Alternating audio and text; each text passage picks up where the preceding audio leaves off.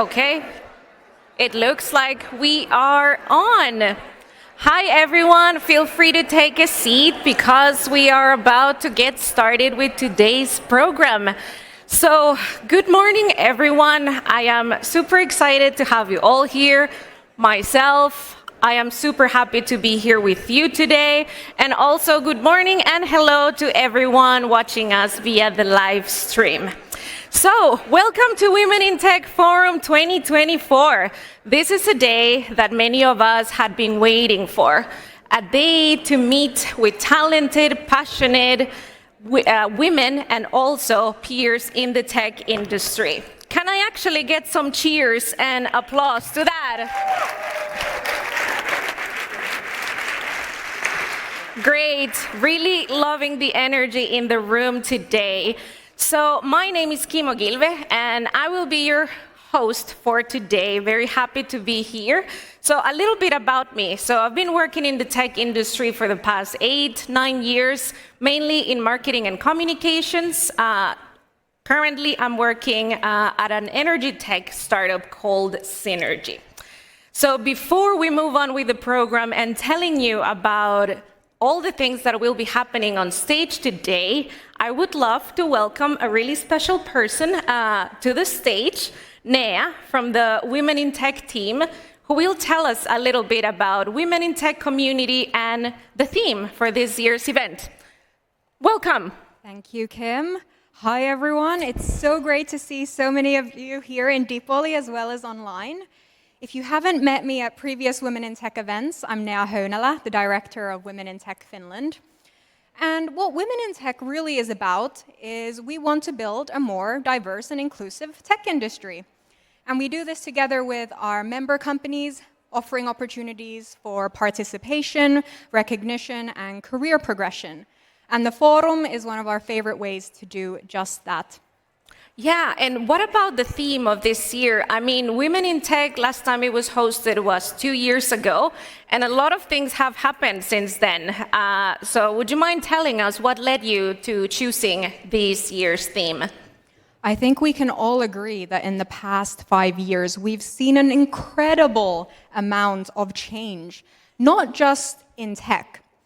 And I've been loving it, all these AI tools, automation tools. It's awesome. But at the same time, we've been seeing the downfalls of technology. Fake news, privacy concerns, job displacement. And if we take a quick look at history, how we've always dealt with change is we tend to embrace it both with excitement as well as fear. But what's interesting is every time there is a change, something happens, which is the novelty wears off, and we get used to it. But what is familiar to us today was unimaginable to our ancestors. If your grandparents or great-great-great-grandparents could spend a day with you, they would be blown away with what we can do nowadays. But because of the power that technology grants those who control it, there is nothing which is as important as talking about which tech gets developed and by who.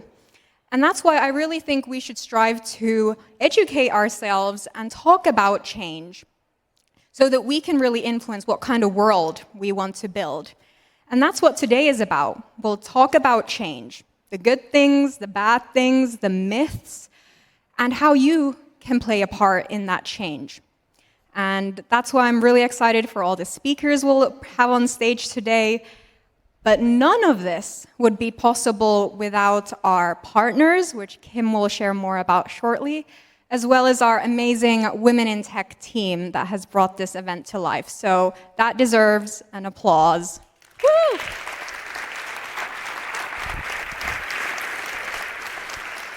Sounds amazing. And Nea, if you would have to describe how you're feeling in one word, what would that be?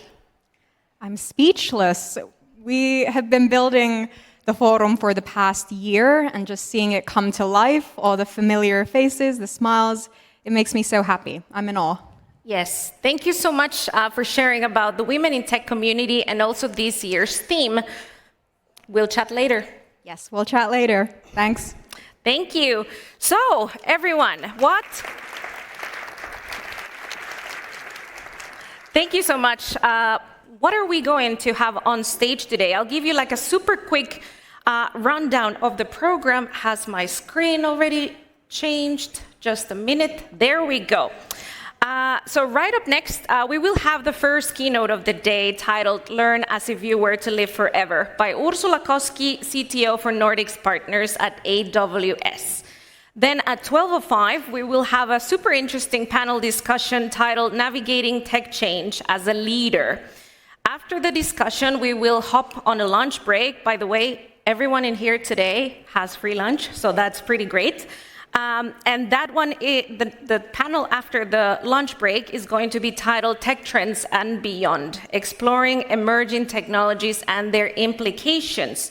And then last but not least, we will have our last keynote of the day titled Thriving Amid Life's Constant Changes by Lulu Chang, Head of Technology and Services at Kone IT.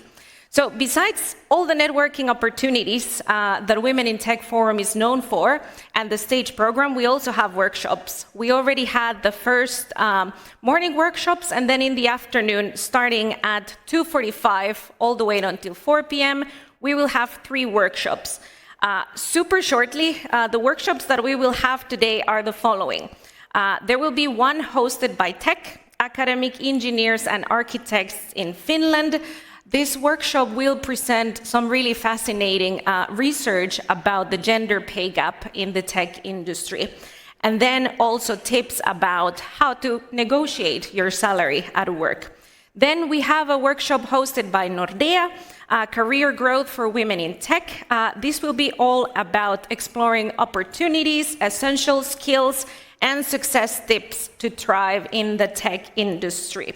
Last but not least, a workshop by AWS, where you will gain practical insights into implementing data and AI to solve business problems and streamline your operations. So if you signed up to the workshops, make sure to show up right on time. And hey, you know, events like this one, as Nea was saying, not only take the work of a lot of people, but they also require the support of partners. So for this year, we have 4 main supporting partners, which are Fusion Ecosystem, Infosys, Fluido, an Infosys company, Knowit, Microsoft, and then we have our supporting partners, ABB, Advania, Accenture, AWS, Digia, Ensto, Google, Kempower, Kone, Nordea, Tech, and Tieto Every. I think they all deserve an applause for supporting this year's forum. Amazing. And so, since I'm already running a little bit over time here, I think we got too excited with the introduction. Let me go ahead and introduce the first keynote and speaker of the day. So this keynote is all about the power of lifelong learning in navigating a world of constant change. With 28 years of experience in the tech industry, Ursula Koski, the CTO for Nordics Partners at AWS, will share really personal and professional reflections on how embracing change, building resilience, and maintaining a learner's mindset have been key to her success. Through storytelling, she explores the rise of Gen AI, global challenges, and the importance of continuous personal growth. This session, I'm sure, will leave you really invigorated and motivated. So let's give Ursula a really warm welcome to the Women in Tech stage.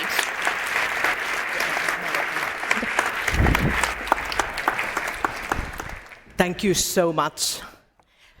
Good morning. How is everybody doing? Is everybody excited? Woohoo!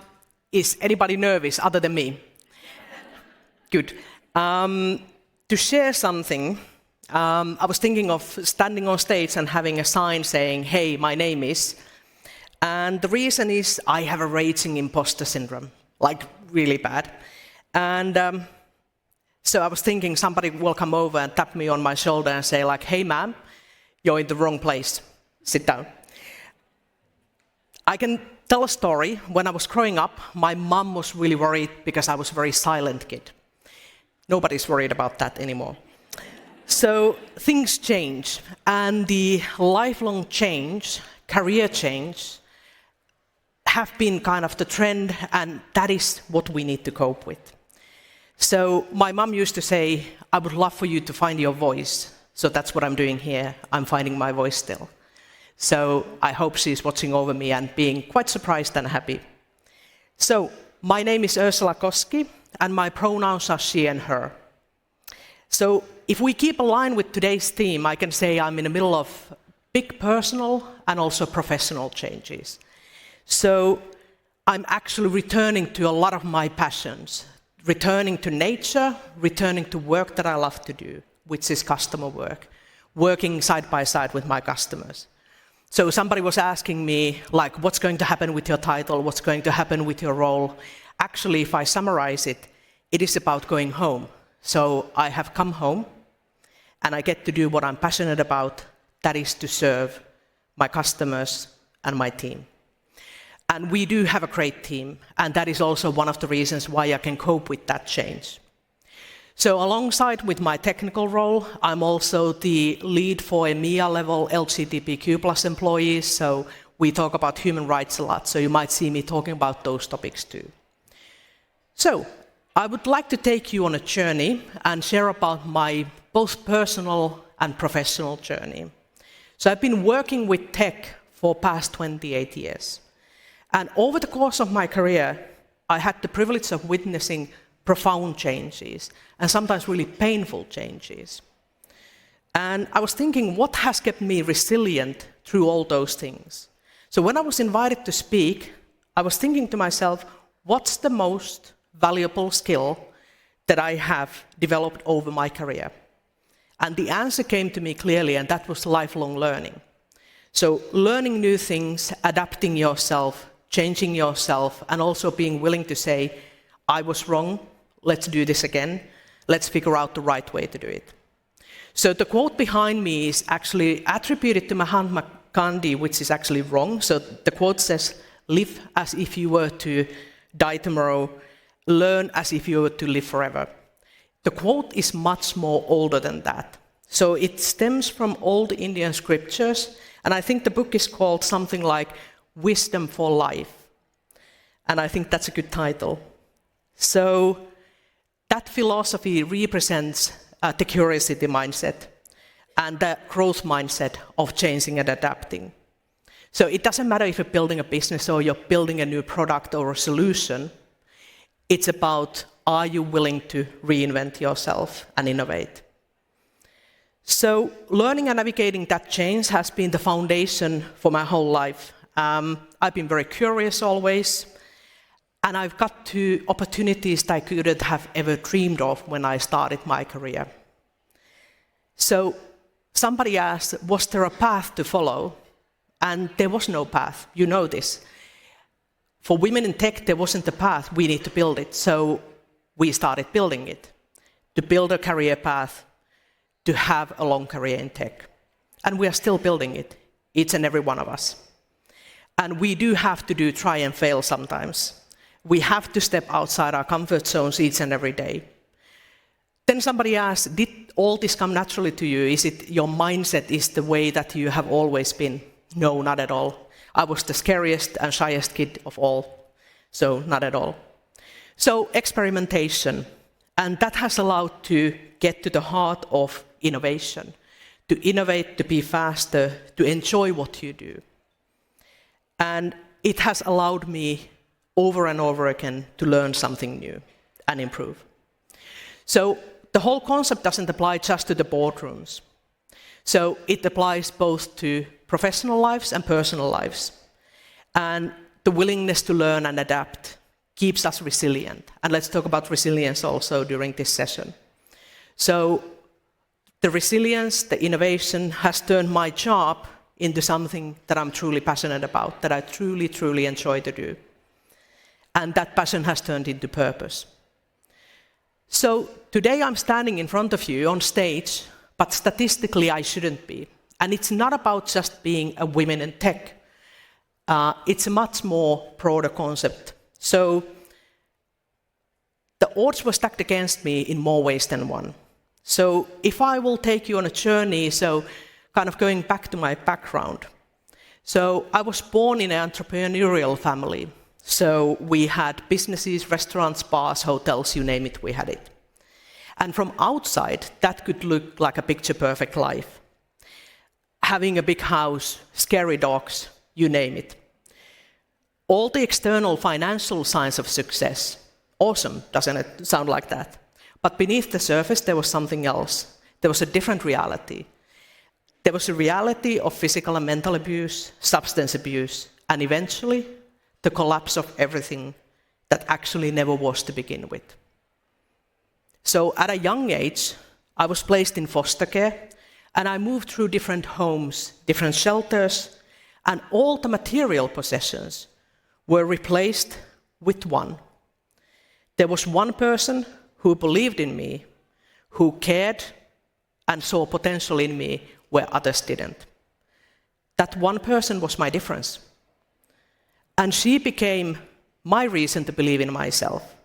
So don't get this wrong, we didn't have much in the terms of money, but we were rich in other ways. We were rich in love, trust, and support. And trust me, that is much better currency that you want to have. So she built faith in me. You can do anything that you set your mind to. Want to become a doctor, lawyer, want to become an artist? You can if you want to. Does it make you happy? And that fueled my journey forward. At the same time, I do have to say the system didn't have a lot of faith in me. So I was probably 12 years old when I was told what success looks like, kids like you. So please don't have babies before 16, finish at least the basic education, don't do drugs. That was success. That was it. And I wholeheartedly disagreed with the whole thing. Because of that one. That one was my difference. So I was really fortunate also, and I understand this now, that I found my passion for technology quite early on. Not just as a career path, it was my way of making sense of the world. It was about numbers, it was about technology, it was my freedom. But there was one challenge, and that was the fact that I hadn't really found my learning style yet. So learn how I learn. I happen to have a peculiar brain, and that made my journey a lot harder. So talent alone isn't enough. You have to work for it. Fortunately, I had really, really good teachers and mentors who understood and saw me, and they saw my struggle. So one day, my IT and math teacher sat me down for somewhat uncomfortable conversation. So they told me, despite talent, without a commitment to learn and continuously learn, your skill won't take you that far. So they offered something. They offered the possibility to create a learning program and a mentoring program that would go beyond the standard curriculum. And they told me, you already have the grades. You're not working for the grades. You're working for yourself. And this was the first time in my life where I needed to start adapting to the ways my brain works and how I learn. So that was a spark to kick off my career. And it accelerated my learning path and actually unlocked some of the capacity that I knew I had but couldn't access. But there was actually another challenge which was probably even bigger than the one with the learning. And that challenge was the fact that I was painfully shy. I was also very much a perfectionist in ways that everything had to be just right.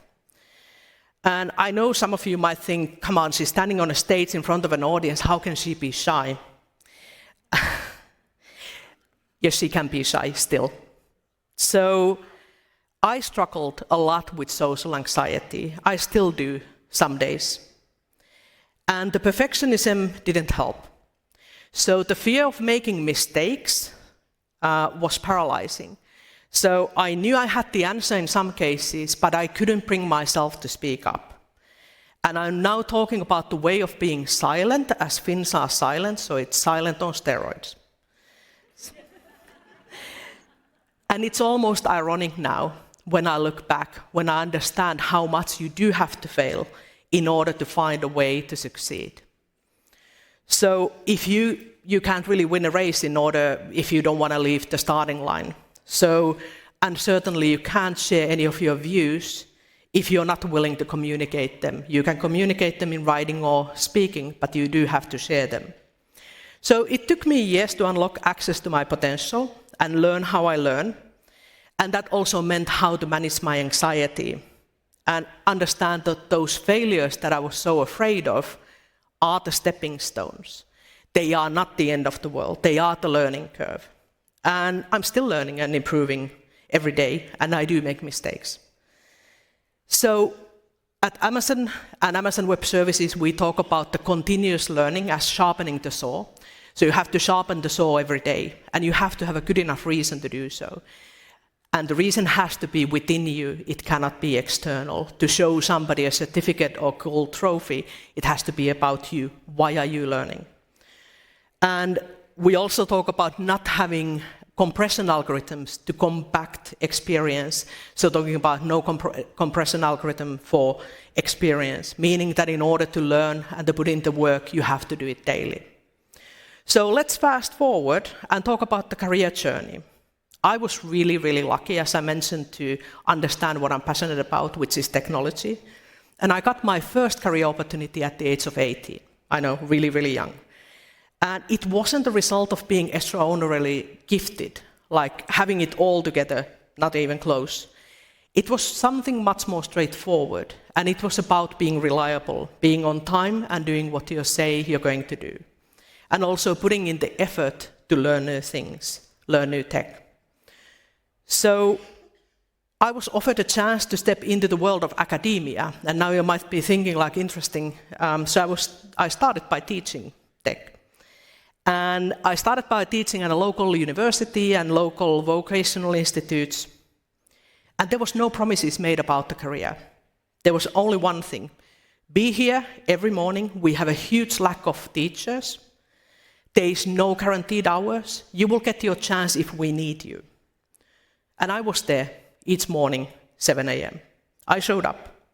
And I got to cover everything from programming languages, from hardware design, to things far outside my comfort zone, like architectural design, and also teaching senior citizens to use computers in the evenings.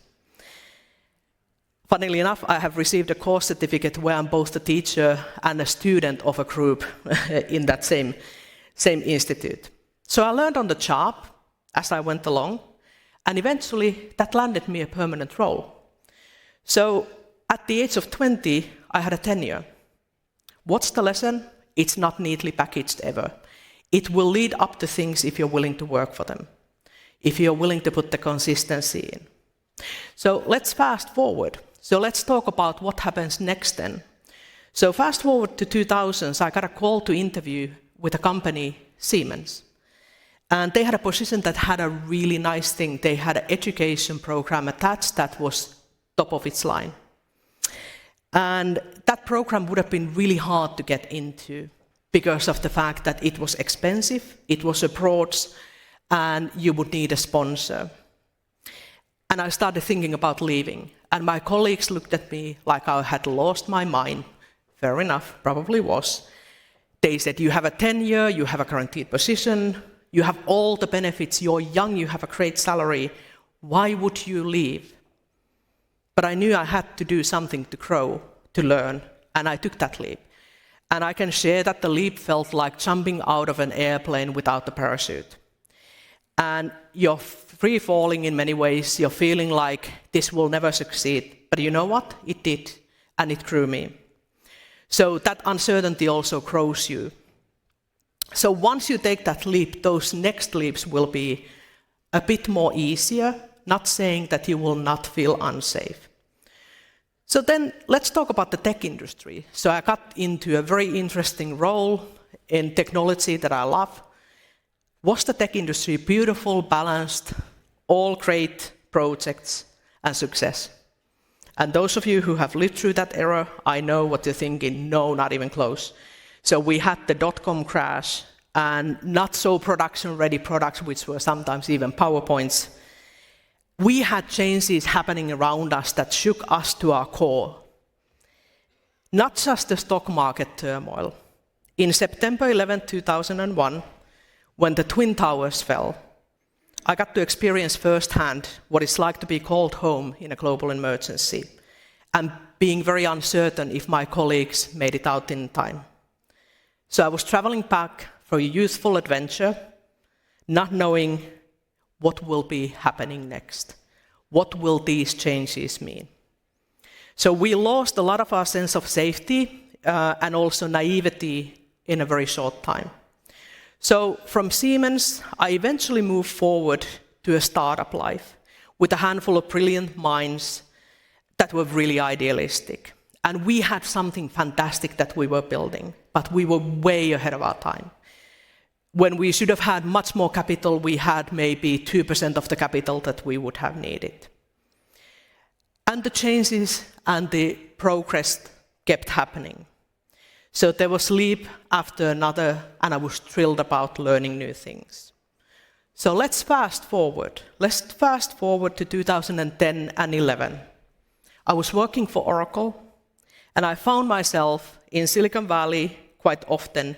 I had the privilege to witness really profound changes, for example, Sun Microsystems merger to Oracle. And I started to negotiate for a new position. I started to negotiate to lead one of the products that I loved the most, and that was real application clusters for Oracle databases. It felt like that was the thing I was supposed to do. That was the role. It felt like a culmination of everything. But as you know, you plan and life has other plans for you. Life had other plans to grow you, to grow me. And at the beginning of 2012, I received a call while I was starting my travel to Budapest to speak at a conference, and it was a first responder. And that first responder told me that the one person who had believed in me, who had stood by me when no one else did, collapsed on the street and was rushed to the hospital. In a matter of days, my life shifted from being a globetrotter to becoming a caregiver. The person who had been my rock now needed me. But I had questions, I had doubts. Do I have that role inside of me? Can I learn this? Can I change myself? So in a matter of weeks, it became clear that we had challenging times ahead. So the diagnosis was Alzheimer's, and it's a pretty cruel disease. So one day your loved one is present, the other one, they might teleport back, decades back into their lives. And she teleported back to her youth, to the war times. And as a family, you're losing them over and over again. So this chapter, this change was really painful one, but it taught me something that was profound. We don't like change. As humans, we never like change. We would like to even know if there's a certain challenge rather than there could be or there could be smooth sailing.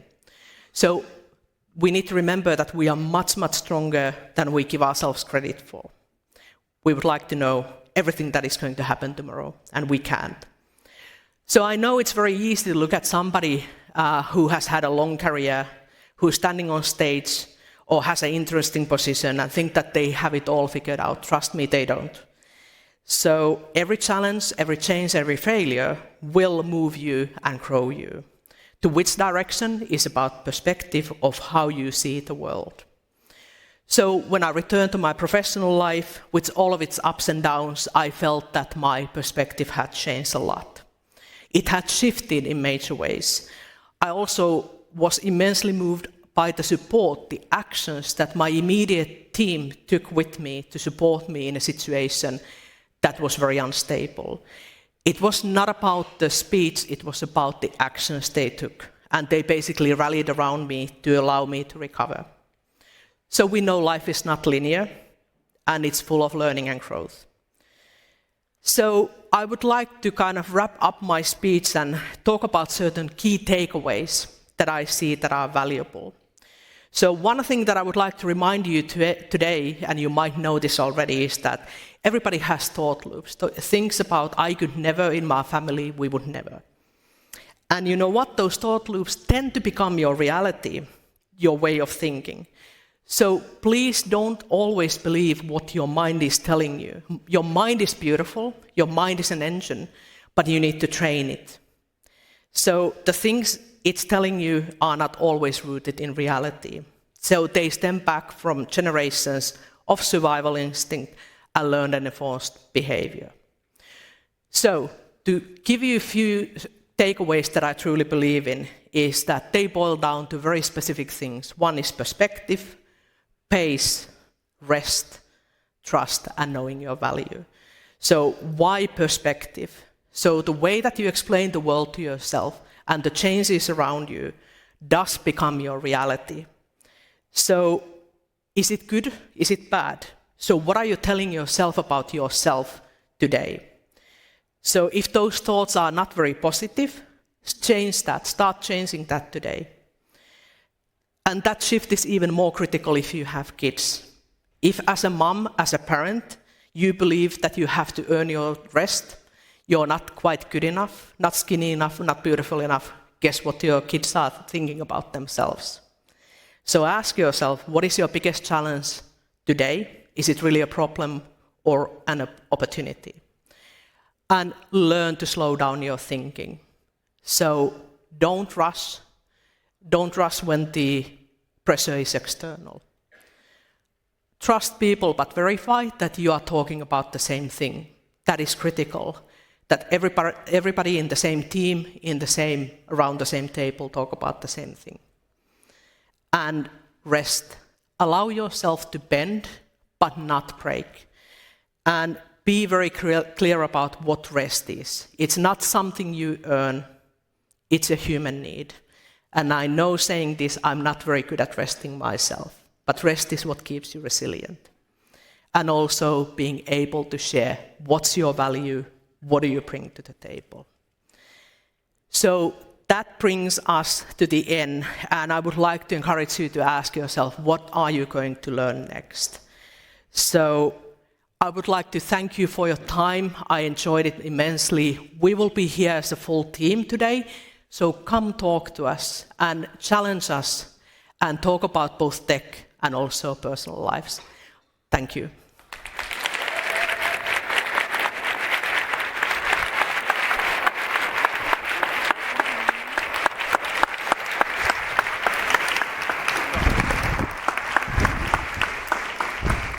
Thank you so much, Ursula.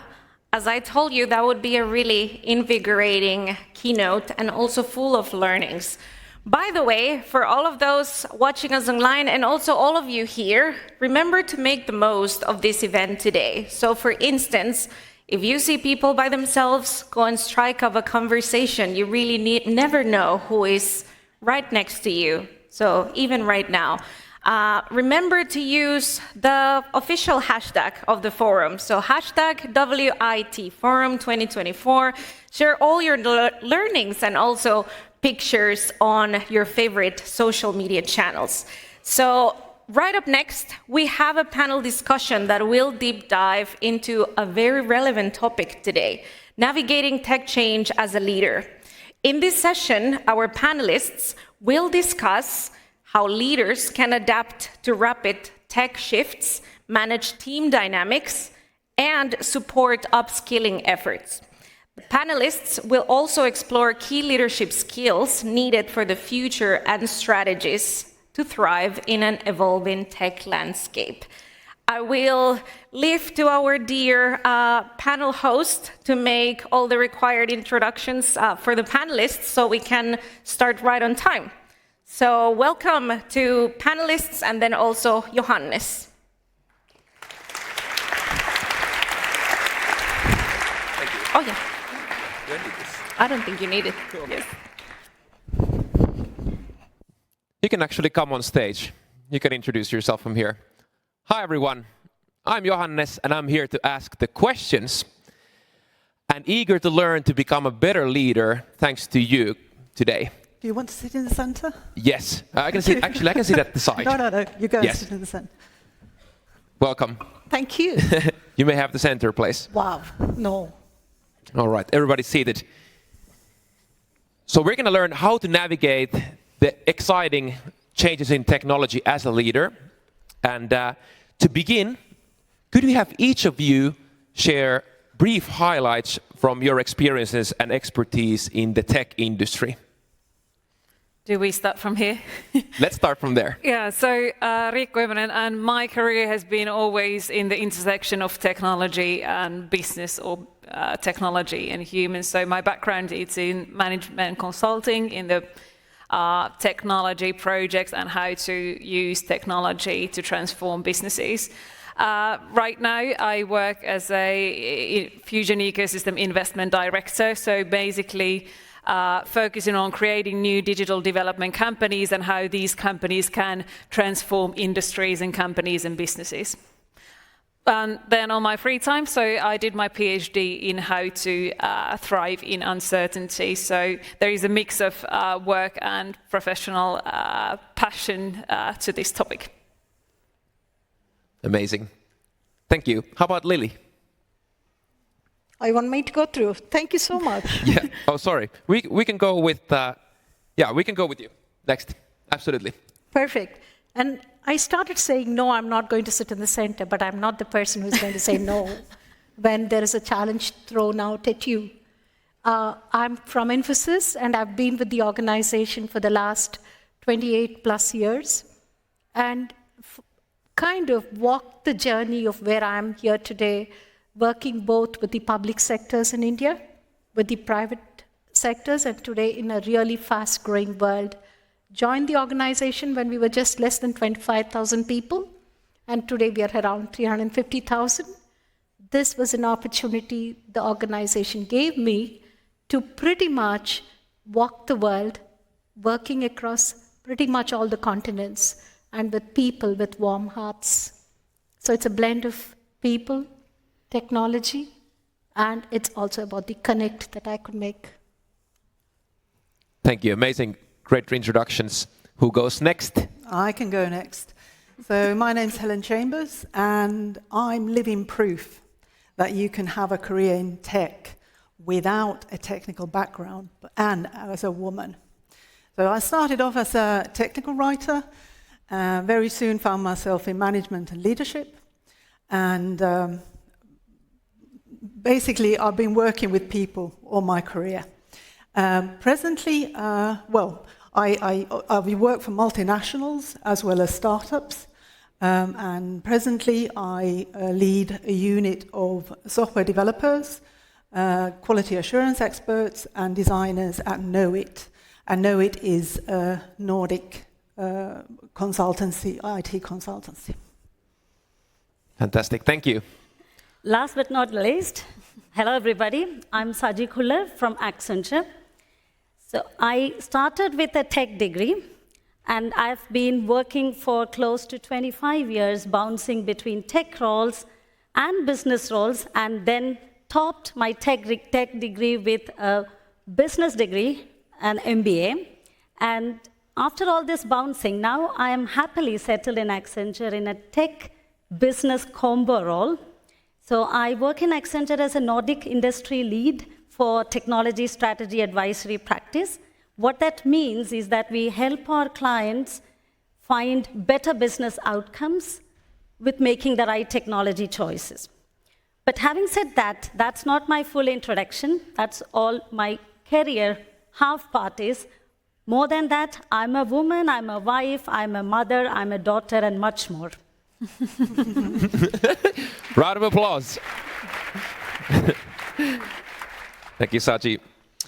Let's get started with round one, and let's crack the big question right away. So I'm going to ask Helen first. How have you adapted to the rapid changes in technology within your respective field? Well, very early on in my career, I came face to face with a significant technological shift that impacted all of us, everyone in this room. And at that time, I was working with mobile phones in the tech industry. And if you remember, in the early days, mobile phones was also always about the tech spec, so the length of the battery life, how many megapixels did your camera have, and so forth. The two things that changed this concept of a mobile phone as a device, was two launches that happened almost concurrently. First of all, it was the launch of the iPhone. It changed the whole device experience. And secondly, the launch of Facebook. So that was the onset of the social media era. And at that time, I was leading a unit that was responsible for all the content, the support content for Nokia mobile phones. So whatever went out of the mobile phones industry in terms of Nokia, my team was responsible for that. This shift required us, on a personal level, on an organizational level, on a team level, to rethink what we were doing and why. And it was not easy, I can tell you, because I see change as a kind of a process. First, you acknowledge that there's a need to change. Then you start internalizing it. You go up until acceptance. It's a long process, but as a leader, what makes it difficult is that at the same time, the speed of change impacts everything you do. So it's a very delicate balance to try and work these two together and be successful. We all know what happened to Nokia, but I learned a lot, and I'm taking those learnings now in my everyday work when we are navigating our way through AI. Wow. So I caught from there. Could you repeat again, what was the delicate balance? The delicate balance is this process that happens on an organizational and an individual level that you need to go through. You have to process it. But on the other hand, the speed of change is pushing you that you should be advancing in this process possibly faster than you can. And also, during that speed, things change. Perfect. Thank you. Great start. What about Saji, you? I would like to continue that story, the link between an individual, team, and organization level. So to repeat myself, I come from Accenture, a team whose main role is to help clients create better business outcomes with technology. To do that, we should be ahead of the curve, which means we should be able to see technology and applications of technology broader than our clients do. We should be able to see technology trends in a longer horizon than our clients do. To do that, we should be ahead of the curve. So we should know better, only then we are able to add meaningful value. Now, this becomes a situational need for us as a team, as an individual, as an organization. And this creates, or this fosters basically a learning mindset within and a learning mindset and that kind of an ecosystem. So what happens on an organizational level, Accenture and many consultancy companies are anchored on collective intelligence. What this means is that when a 3-member team goes to a client for a consultancy project, there is a network of experts coming with different expertise dimensions. It could be industry, different technology domains, similar projects with other clients, and all kind of expertise network that comes to you. This means that learning by doing is accelerated. So that's a given advantage from the organization. When it comes to team level, every individual needs to be tech fit in their profile to get into the right project assignments. Again, another survival need. And this survival need is actually a very powerful factor. To give an example, when you are taking a happy stroll on the park, you may miss the details around you. But imagine if you are lost in a forest. You would actively tune into all the cues, everything that you see, everything that you listen to find a way out. It becomes so powerful when the need is actually on your neck. So putting that together, at Accenture, we have the right ecosystem, both on an organizational level and the right mindset to learn, because it's our survival need. Wow, sounds really intensive. Thanks for sharing. How about Riikka? Can you share or describe a moment when a major technological shift caught you off guard, or has it? And how did you adapt it? Yeah, never getting off guard. No, just kidding.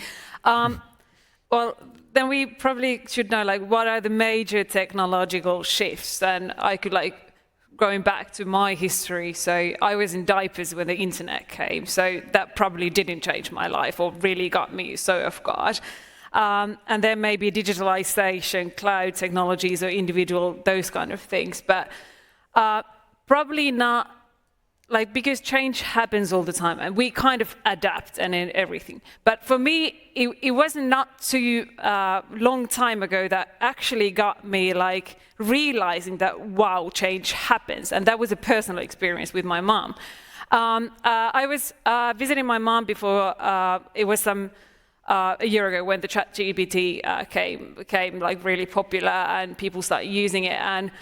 And I was discussing AI with my mom and what it is capable of, like generative AI, and she was listening to me that what it can do, and I was showing the kind of demoing what you can do with it, and the silence, and really saying that we are really close to the end of the human era,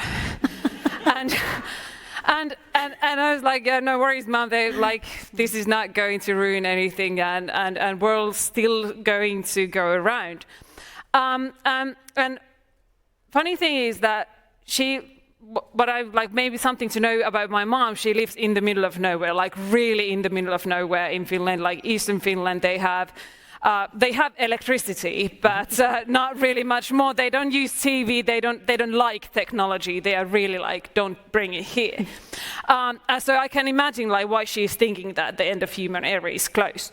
But anyway, she's quite modern lady. She has sheep on her farm, and she wants to write a blog about it. And she wanted to create a website because she wants to reach out to her clients, so not too afraid of technology. But the problem is that she cannot create websites. So I promised to help her, and next time I would be coming, so I would really, really help her. And then we had the AI discussions. Fast forwarding few weeks, and I go back to my mom and say like, hey, should we look at the website thingy now, that because you want to share your stories about the sheep and dogs and everything. It's an active community.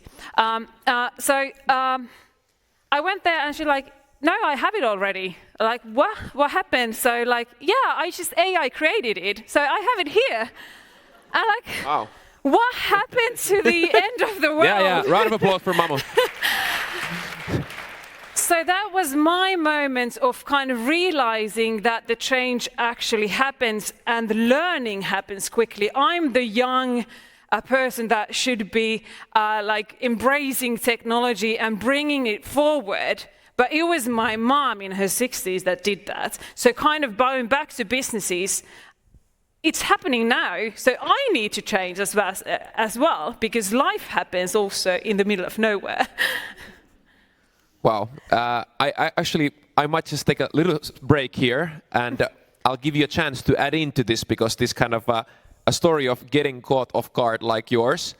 Have you had similar experiences? If you don't worry, we can move forward. No, I think we should just pause for a moment when we get your parents, and I'm pretty old, I'm 62, and my mom is 82, and when I give her the phone, she says, I've seen it already on WhatsApp. And I'm like, I only went into WhatsApp probably 5-6 years ago because I really didn't feel it, because there are too many gadgets and applications on you. And Mom said she's already seen it on WhatsApp. I agree with you. Yeah, exactly. Amazing. Hey, Lily, actually, continuing with you, so alongside this story you told, can you share a pivotal moment when a significant technological shift challenged your leadership in your broad experience? I'm not going to talk on technology as in whether we shifted from mainframes to Y2Ks and things like that. I just want to pause for a moment and ask ourselves, where were we when COVID hit us? That was the change. Because we all knew how to work, we all knew to come into work and do things. And there was a lot that we were doing with clients, and that was a shift in technology for us when we had to start working from home or work remotely. A couple of things happened. We had to balance our workplace at home with children and the spouses and the partners. We had to make sure there was food on the table while you had to take your calls. At the same time, you had a client presentation happening. The most important for us was when we as Infosys took a call that we will make sure that every single employee finds their place way back home, which means we had to almost lift shift close to around 2,000 plus employees from all over Europe back home to India. And I know it was, for me, a very touching moment because right from the time we started chartering 2 aircrafts to getting the families, not just the employees, their families back onto the plane and back home until the time they touched upon, for us it was a real factor of let's hold on to till things happen. And then just imagine the whole world changed. Teams has become popular, WebEx has become super good, and we all could get our gadgets home. I think in the beginning, the first few weeks, we had to make sure that every single employee at home had their equipments to work on. So service to the client was not getting impacted. Most important, and I was very touched when our keynote speaker Ursula was talking, she talked about learning, right? When we are in a community and we are all together at the workplace, we find opportunities to go walk into a training hall. How does it happen when you're alone at home? Right? To me, that was the real change that really touched upon all of us. Absolutely. Thank you so much for sharing. We might come back to that in a minute. I'm going to shift up the discussion towards your leadership and team dynamic skills that you could share to us here. And we're going to start with actually Lily this time. So leading a team through a change, as you mentioned, can be challenging. So how do you manage the human aspect, the morale, the resistance? That's so beautiful, Johannes, because like I said, I've been with Infosys for the last 28 plus years. And it is in the first 3 years that I was in India, and after that pretty much thrown out into the open world.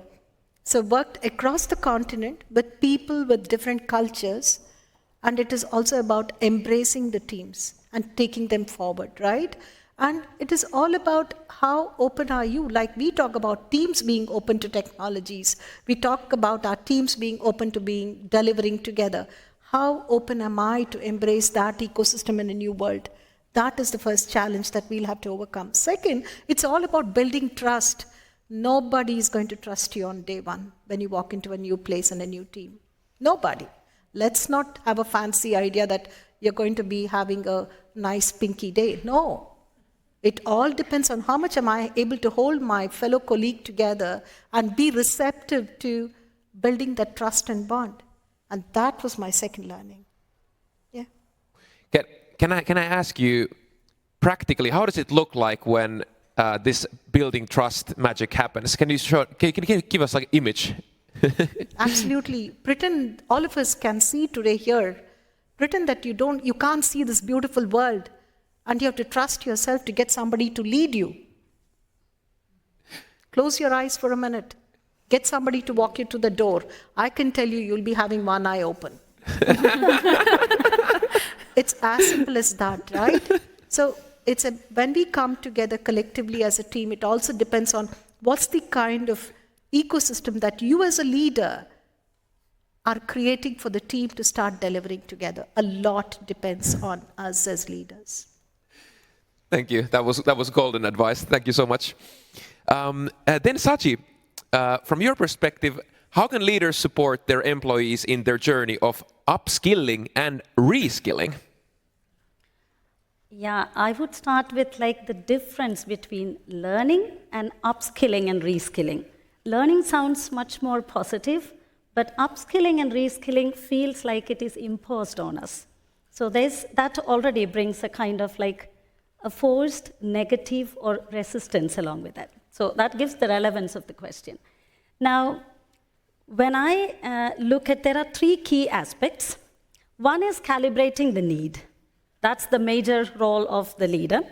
And 2 is creating that mind of change, open mindset for change, and that learning mindset. And the third, but the most important thing is psychological safety. Now, let me open those one by one. When I talk about calibrating the change, that means, let's take example of AI. A leader does not need to, or an organization does not have to be having cutting-edge AI skills all across.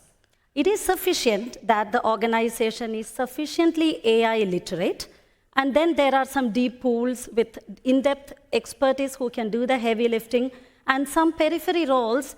It's sufficient for them to understand what are the risks and opportunities that come with this technology. How can I apply this technology in my day-to-day life without understanding the complexity behind it?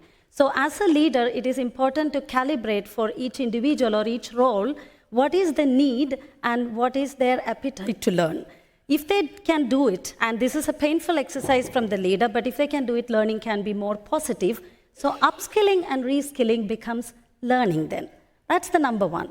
Then number two is about the how to create that mindset for change. We are looking at technology cycles, the big cycles coming fast and going away fast. So it's better to have the best culture than mastering one technology wave, because it gives you the long-term benefit. And the third is the psychological safety. And I see that's very important, because upskilling and reskilling is useless if we are not able to use those skills in the day-to-day life. To do that, you need to try new things. You will fail, but you should not be penalized for that. And to do that, the leader should give psychological safety. And what that means is that go ahead and try, I got your back. So these are the three key things, in my opinion, that a leader should have. Amazing. Can I ask each of you to mention one thing, one reskilling theme that you've had recently? AI. AI. AI. Consulting toolkit. Consulting toolkit. What is that? It's more about able to communicate very effectively and able to connect with the other person in an empathetic way. It is not just the slide. Fantastic. Thanks. How about Riikka? It's actually writing. Writing. Funny thing, yeah. Like story writing is something that I've been learning. Amazing. Yeah. Thanks. Thank you. Then actually continuing with you, Riikka. So, in uncertain times, could you tell about effective uncertainty responses, the mindsets of individuals, not seeking to create certainty, but embracing the uncertainty? I know this is a topic among your enthusiasm. So could you tell us a little bit about more managing that? Yeah. So the challenge in today's world is that, what creates uncertainty is that a lot happens at the same time. So we don't just talk about one technology or one regulational change or one shift in our human behaviors. It's just that all these happen all the time. And it's not about one single effect. It's a combination of events and their intercorrelated effects. So basically, it's really hard to know what will happen for certain, how things will develop and how those things will affect my business, myself, the way I live. So that causes uncertainty, not knowing, not being able to evaluate, not being able to model it, not being able to turn it into numbers. And that is tough, and that makes it difficult. And really, very human thing is to try to create that understanding regardless. So you build more analysis, you try to gather more data, you try to structure it in a way and make that sense of certainty to be able to make decisions. And the funny thing is that you can't. You are never certain in what you do. So you will never be able to do those kind of decisions, strategic decisions, with certainty. And because if you are trying to create that certainty, so the time that you do the analysis, so things have already changed, and there's no way you can ever create that. So that is a really bad strategy. So if you focus on creating that false sense of certainty, so you are really likely to miss the opportunity that lies in the uncertainty. So you become slow. And that will not help you. That will not take you away the anxiety of uncertainty. Whereas if you kind of try to cope with uncertainty and try to understand it and try to ways to learn and understand that, well, I might do bad decisions sometimes, and that will happen. And just like understanding what are the decisions that you need to get right and what can you adjust along the way, because that is the way world works nowadays, and that will how it will work in the future as well. So we are not going to ever build certainty, so that just drop it and get comfortable with uncertainty, and also for your company. Lovely. I'm trying to find myself like even more encouragement to manage this uncertainty and just trusting like that if I make 10 decisions, I don't know, maybe 8 of them will go right or something. Riikka, any further like this kind of knuckle advice, fist advice that you could give us? Yeah. Or statistics even? So not really like statistics or like how many decisions you need to get right, but it's more like what capabilities are you building?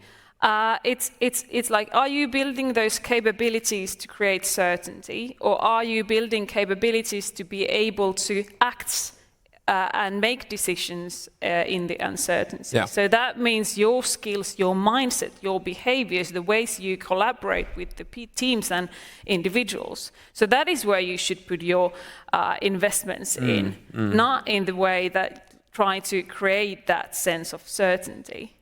Very good. Thanks for elaborating on that further. And then finally, Helen, could you name us your top priorities as a leader when managing a tech team? Well, if I pick up from the previous speakers, I really like the point of not able to do or converse or bring that sense of certainty, because that's not a fact. But you have to build a culture where there is trust, as Lily said, and that psychological security. And that's, I think, the primary role of a leader. How to do that on a team level, on an organizational level, I think it starts with giving tools and that culture and sense of innovation, because technology is inherently about innovation, coming up with new, improved things. And you really need to foster a culture where you have that freedom and you to fail also, innovate and fail. Secondly, I'd say about continuous learning. I think the keynote speaker mentioned this as one of their main things when leading a team. Continuous learning is a must, especially in technology. Sometimes that is something that you need to kind of push and force in a friendly way to your experts, because people like to be comfortable with what they know. And this is especially crucial now that we're facing the changes coming about with AI. Then I would also like to address the fact of collaboration. Collaboration is such a key thing. No man, no woman is an island on their own. We are not solitary geniuses, or very few of us are. So it is crucial that a leader builds on the strengths of the individuals and the team so that they collaborate efficiently. And we talk about soft skills, actually they're the core skills. You cannot work in a modern environment without building on your soft skills. Finally, if you tie this all together, I started off with the culture, I would say you have to have effective communications, and they have to be situation appropriate. So that people feel that you are, as a leader, addressing their issues. Thank you. There are many things that I tied into there, but amazing. I'm super curious. How do you put yourself in an innovative mind state, in a short? I try and challenge myself. So I try to read and study things that I don't understand. Very good. Very, very good. And now a look into the future. This has been great so far. Thank you so much. We actually tapped into this a little bit, but I'll ask Saji first. What skills do you think will become essential for all of us here the future tech leaders of the coming decade? I would take it with a story. So imagine you are on a seashore and you see a huge wave approaching from the horizon. What would you do? What are your choices? Stay put, do nothing. You will get washed away. Or you run back to safety, you escape the wave. Is that it? Is that all? No, right? If you are a skilled surfer, that would be a dream you've been waiting for. You would tune in, look for the right moment, tap on that and ride that wave. So in today's world, when there are these technology waves coming, the huge ones coming and going very fast, every tech leader should have the profile of that surfer. So they have 3 key things. One, they are rightly equipped, which means you should have the relevant domain knowledge for your work or whichever context you have that leadership. Second, you should be able to see not only that wave, but you should be able to view the whole sea, because that kind of a holistic perspective is needed to make the right decision at the right time, because that's very important. And the third thing is the risk appetite or the opportunistic mindset. So you have to tune in and evaluate those risks and opportunities. Only then you are able to see that, okay, this is the one I want to go, so making the right bets. So overall, I think that combines many things that we said until now. Like Rika's mom, like openness to change, there are some risks and opportunities out there, but making that call and the psychological safety that we create inside us, not something that we get from somebody, that psychological safety that about the risks and opportunities and tap on the opportunities. Take reasonable risks. Wow. Can I recap what I understood? Mm-hmm. This was really good. So we are surfers at the sea, right? Yeah. And we have certain skills, and one is picking like the domain, which is it the wave? Yeah. Yeah. But we have to see the whole sea to understand that this is the best wave, or this is a safe is there wave. Better ones coming? Safe wave, exactly. And this is when it comes to risk appetite. Yeah. So don't take a wave that is too big for you, but don't also take a too small wave. Exactly. Yeah. You would. It's not worth the try. Okay. Thank you. Well explained to like a 5-year-old or myself. Thank you. Thank you so much. Thank you. Wonderful. Then Lily, what leadership skills stay intact no matter what the circumstances or era, for example, are? It's a really big question, and let me just break it up into 2 parts. Saji talked about waves and taking the bigger picture, right? And also the appetite for risk and curiosity. Let me take a classic example here, which we as an organization actually went through. Just when, and I'm going back to COVID again, because for me that's the life changer. Life's not the same what it was before it was COVID, and it's different today. So as an organization, we had an opportunity to work on one of the real significant large deals in Europe and pretty much in the IT world with one of the leading automobile customers of ours, Daimler. Yeah, it was a significant large deal, primarily because one, if there is a pursuit going on, all of us would be getting together at the workplace and working on it. But here, we were all at home, right? First. Second, clients were not there everybody were on WebEx and Teams and not there accessible. Second. Third, it was about not just one small piece of work in one country, but it was a mega large touching many countries, touching employees of the client, and most important, what brought about innovativeness, what you were talking about is, we were able to partner and set up a green IT data center in the Nordics, and which is completely fueled by run by the waters from the fjords there in the Lefdal Mine Center. It is actually in the mines. So innovation kicked in, right? So curiosity brought in, appetite to take on challenges came in, teams coming together to bring in their best, because there is always the fear of the unknown on what happens because we're not seeing each other, was there existing. And most important of all is that the urge to start delivering better and to make it happen comes in. So if you really factor all this together, be it a large deal with a client or a tiny project with your team, I think you can simply exemplify and celebrate the whole event with your team. Wonderful. By the way, this is kind of like maybe kind of the almost closing remarks for you in this panel. So if you want to comment each other, this is a great place to do. Thank you so much on that.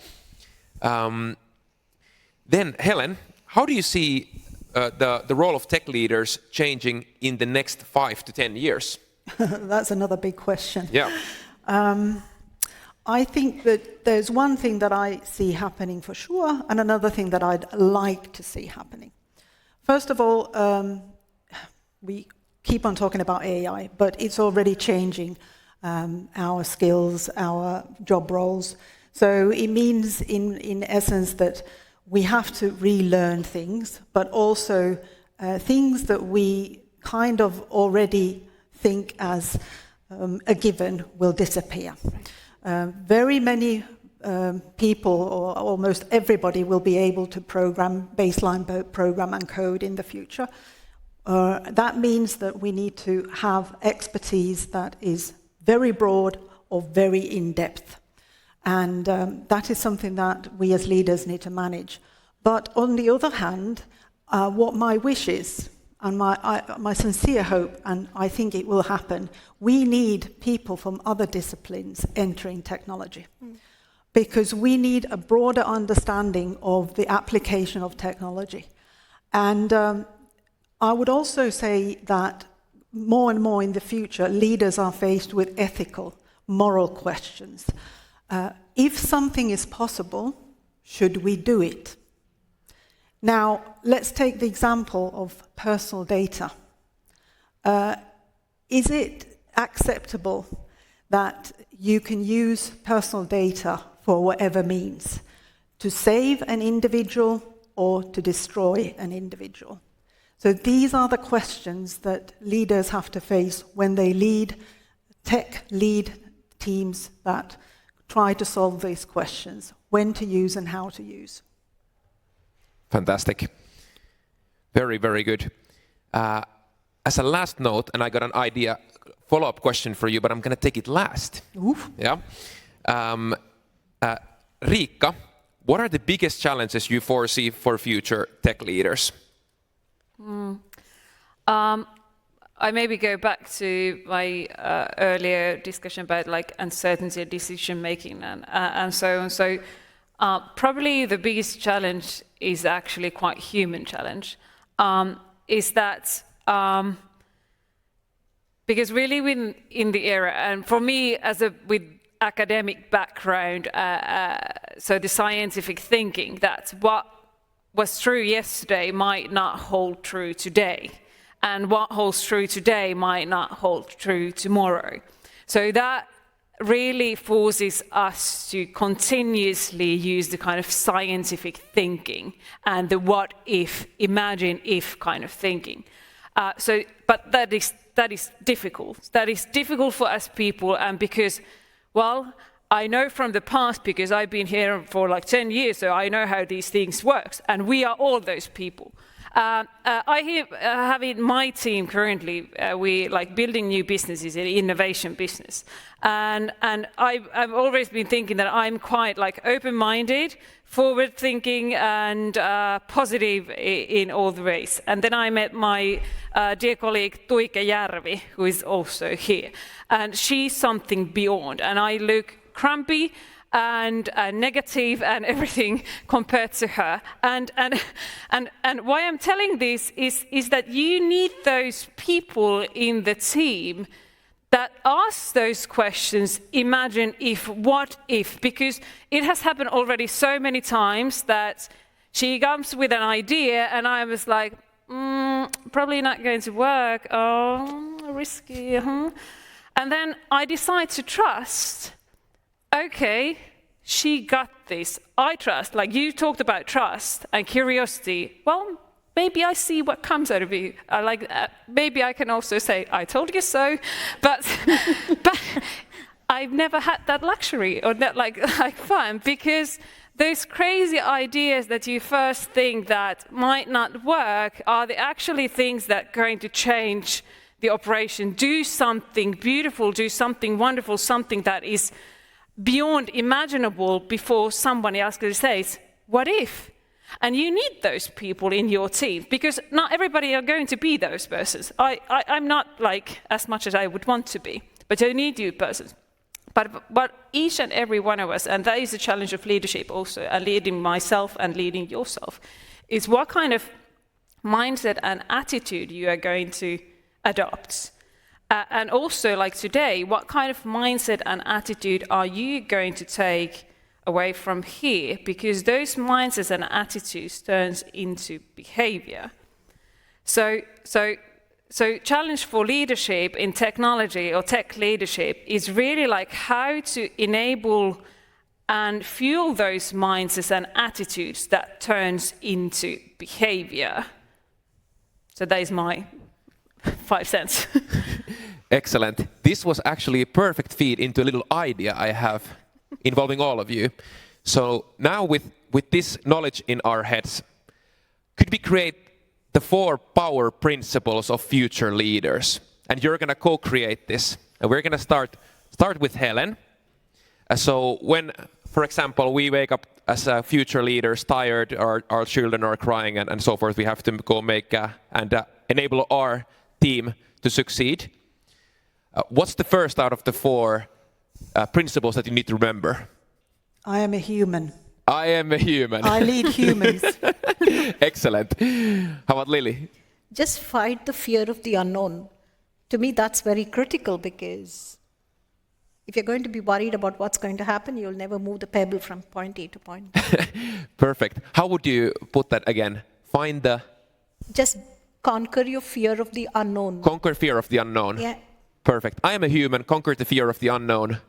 It's okay to fail, and that's an extension of what you said, Lily. It's okay to fail. Yeah. Fantastic. It's okay to fail. And how about Riikka to conclude it? Hard to choose. Either it's stay humble or stay curious. Both leading to the same end results, to keep learning. Fantastic. Now everybody give a massive round of applause. Thank you guys.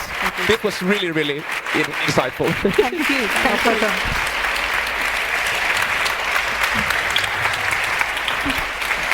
That was great. Thank you. Amazing. Well, thank you so much, everyone. I don't know you, but I feel like really humbled, inspired, and yeah, just so much about all the things that were discussed already within the panel discussion, and then also Ursula's keynote earlier today. So what's happening next? We will take a lunch break. I mean, I'm really hungry, so hopefully you are as well. And we will be back at 1:40 to continue with the stage program. Also feel free to visit all of the different partner booths that we have. I heard that they might be hiring, so if you're looking for a job, go and check them out. And also for our online audience, see you soon. Okay. Welcome back, everyone, to Women in Tech Forum 2024. I guess everybody is still taking a little bit of a lunch break, but hopefully everyone will start coming back here to the venue. Well, we still have 2 very interesting parts of the stage program today. So right up next, we have a panel discussion coming up, and then we have a keynote. But since we've had so many moments of reflection today, I actually wanted to have my own moment of reflection of today as well. So, after 8-9 years in the tech industry, I have actually learned that working in tech can be very rewarding, but it can also be really hard, especially depending on who you are and what you look like. And even more so for that reason, I feel really happy that we can have gatherings like this one, a space where we can all meet, talk to each other, and actually empathize with each other's wins, but then also struggles. So really try to make the most of today. Talk to people, and also for those watching us online, take screenshots of all the different sessions and share your learnings on your social media channel of choice, and use the official hashtag of the event, hashtag WIT Forum 2024. Now it is my pleasure to introduce the next panel of the day. This panel discussion is all about exploring emerging technologies and their implications. This discussion will spotlight exciting new technologies transforming industries and the opportunities they bring. Experts will share how professionals can make the most of these innovations to stay ahead and the key skills needed to thrive in a fast-evolving tech world.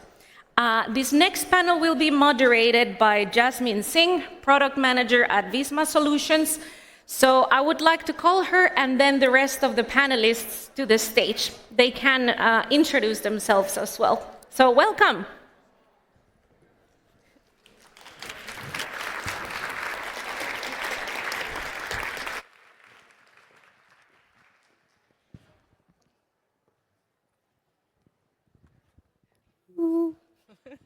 It works.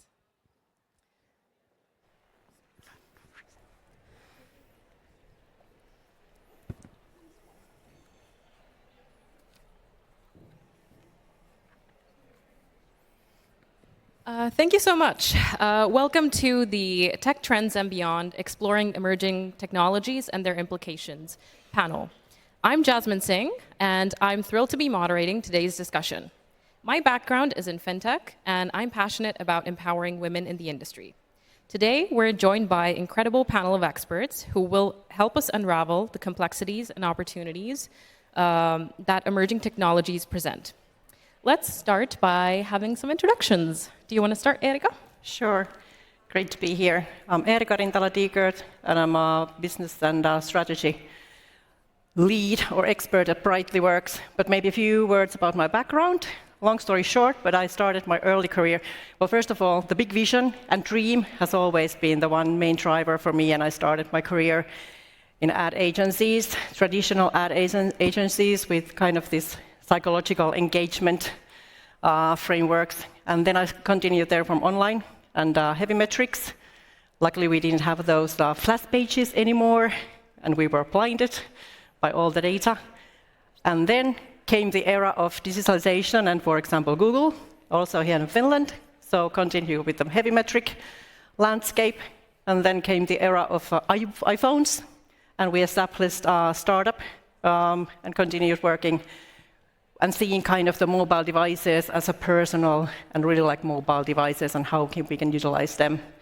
And there continued to work with the forerunners in Nordics, helping organizations in that level. And then spending 5 years in California, and maybe the biggest innovation there was founding a family there. Our son, 5 years old now, was born there, and working there as well, and having a life with excellent like work life and family life there, and kind of experience the innovation and fast market, time to market culture and scalability, and how organizations working that level, and now at Brightly.Works, and everything about the data. So good to be here. All right, thank you. And my name is Anu Laitila, currently working as a manager at Deloitte, and I'm a part of the cyber team, so working in cybersecurity. And actually, one reason why I'm here today is that I got one of my inspirations to cybersecurity from this event back in a day, probably 2016 or 17. And I'm also a career changer, so I have been in cybersecurity now 5 years. And I could say that even though you are more experienced, so I was over 40 when I changed my career, so everyone can do it, any age. Hello everybody, my name is Riina Luoso. I work at Fluido Emphasis. I lead our European team for one of the delivery units where we focus on the core solutions of Salesforce platform. I've been in the tech industry for 20 years. It's been a fun ride since university and everything, and I've seen a lot of different types of organizations. I've always been on the consulting side of it, so I've worked with in the private sector, on the public sector side, in different types of organizations, both in Finland, but basically globally as well. So seen a lot of different types of companies and how they operate. Super. Thank you so much, first of all, for inviting me here. I'm Vibha Deshpande. I'm the Azure go-to-market lead in Microsoft Finland. It's always very nervous to be here because you get to be a voice of so many women, so many of you here.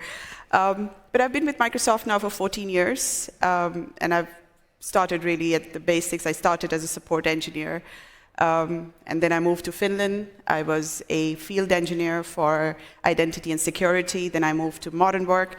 And now I moved to Azure. So I've also actually changed a lot of kind of streams or roles in that sense. And today probably I'm also here because I am the Women's Employee Resource Group lead in Microsoft Finland. So we have the concept of employee resource groups that are focused on an individual D&I pillar, so accessibility, Gleam, women, and I represent the women's pillar. And I feel that I'm in a kind of a very interesting position because I lead the Azure business here, so I get to see the opportunity, and then I get to meet women, so I can also see the gap. And what I'm trying is to kind of connect these two dots. Thank you so much for the introductions. It's clear that we're in for a dynamic discussion. Now, to get things rolling, let's start off with our first question, which is, what are the latest tech trends and emerging technologies in your industry shaping the future? Vibha, could you kick us off? Yeah, I can take you off, but before I think we talk about what is emerging, I think we should take a step back a little bit and look at it a little bit historically, because it's not like this is happening for the first time, right? This has happened before.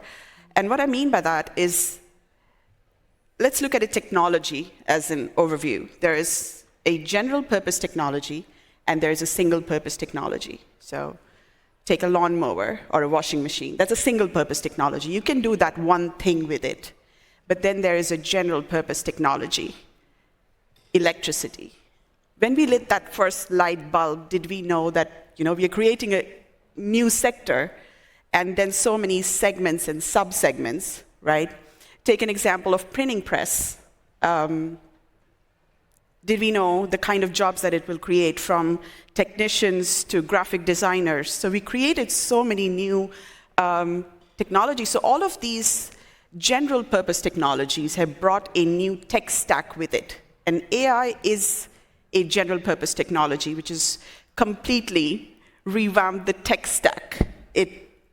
And I don't know if any of you have been at Ignite last year, and Mervi said, our country manager said something very interesting. She said, the book is now open, and it's for us to explore the writings. So it's for us to find out what segments are we going to create, what new roles are we going to create, right?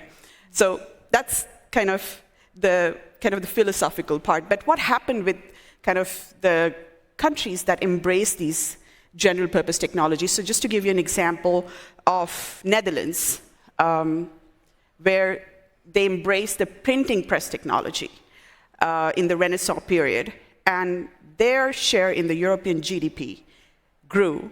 So if you take an example, in 1450, it was 7%, grew to 12% by 1500. So in the matter of 50 years, that's how they grew. So we are at a point in time where we are trying to find who is going to be the next Netherlands of AI. So again, that's kind of the time that we are in right now.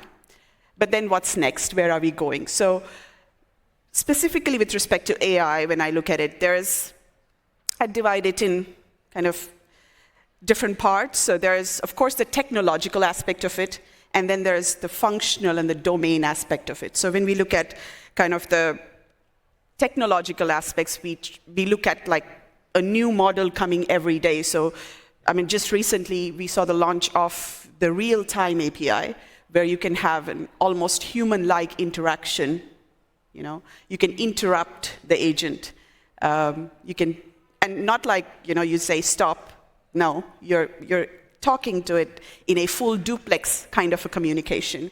We call it the voice RAG, or the retrieval augmented kind of a model. We look at agentic AI systems. So today we talk to one agent and we get a response. That's the kind of model we know. But where we go is a system where these different models talk to each other. For example, you want to onboard a new employee. What are the different things that HR has to do? So you create these different agents. You want to procure a machine for them. You want to get them a bank account. You want to get their system set up. You have these different agents talking to each other and looking at it as a complete process rather than, you know, individually talking to the systems. And then, of course, there's the repetitive tasks that we talk about. And then there's the functional or the domain technologies, where we, of course, talk about AI in healthcare, AI in climate change, AI in crypto. So yes, I think we have to look at it in a way that we are at a point where we are here to kind of create and explore what is the future going to be, where it has unlimited possibilities. Yeah. And Anu, what would be your take on this from a cybersecurity point of view? Well, of course, AI is also a big thing in cybersecurity. Kind of both sides are, criminals are using AI to attack companies and people, but on the other hand, of course, it can help to defend. But maybe I think AI is something that we have talked so much, so I'm going to skip to zero trust. How many of you have heard about zero trust? A few hands, okay.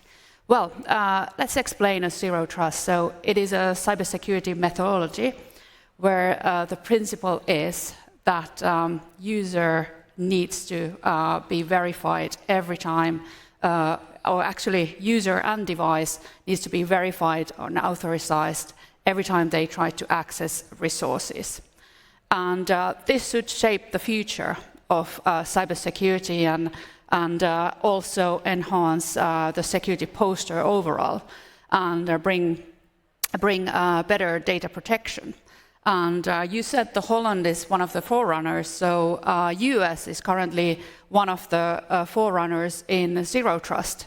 So if we look at the cybersecurity strategy of USA, they say that zero trust is a chosen methodology for them to modernize the systems and the architecture. And also, what is interesting that US government, they have actually published their strategy and implementation roadmap for their zero trust. So that could be something interesting that we all could look for. But that's in short. And Erika? Yes, of course, the AI and agented AI and scalability overall. So things that keep organizations agile. But I would like to look at it more like a top-down level to kind of push the organizations to structure the organizations so that actually individuals can see the big picture. So you know that organizations work so that their processes and the current business, and then the valuation comes from the future cash flows. So these are two kind of like streams that are driving the businesses. Now I'm not talking about the kind of, I'm talking like a private businesses and so on. But then when you look at, for example, innovation, it's totally like a collaboration between the technology.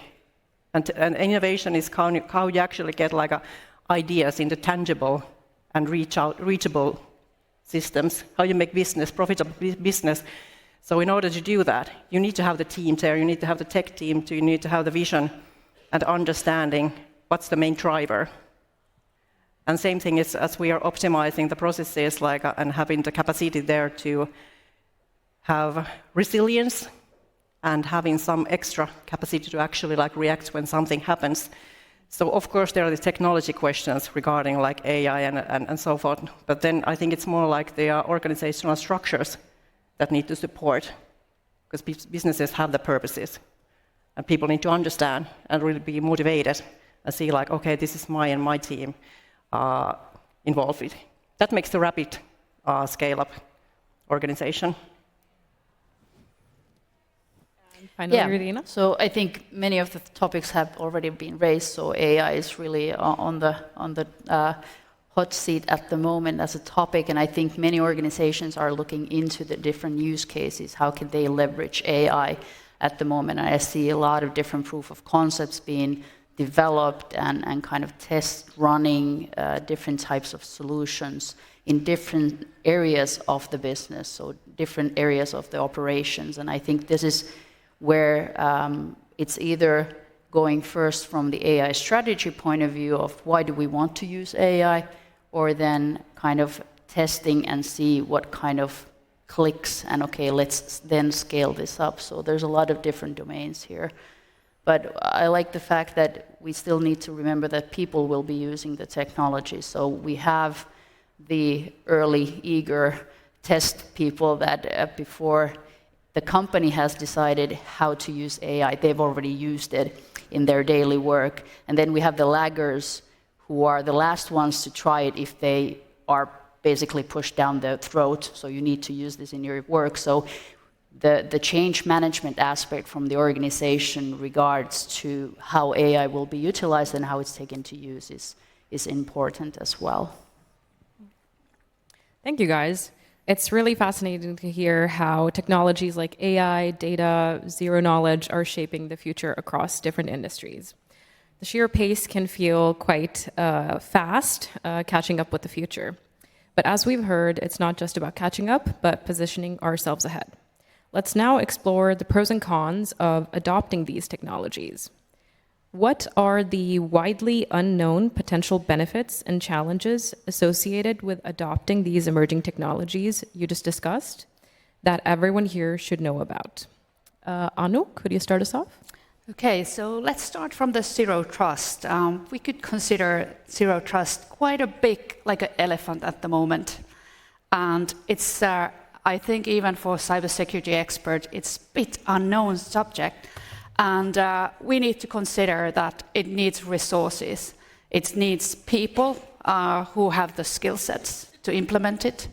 Well, we need actually upskilled people. Maybe one of you could be the zero trust expert one day.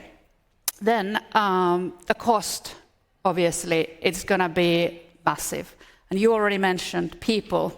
So how we make people, technology, and processes work together. So that's going to be one big challenge. And then one big challenge is also the legacy. So there is a lot of legacy systems. Let's say banks, for instance. They have a lot of legacy systems here only in Finland, which is a quite small market. So how they going to do the new way of working and their architectures and so on.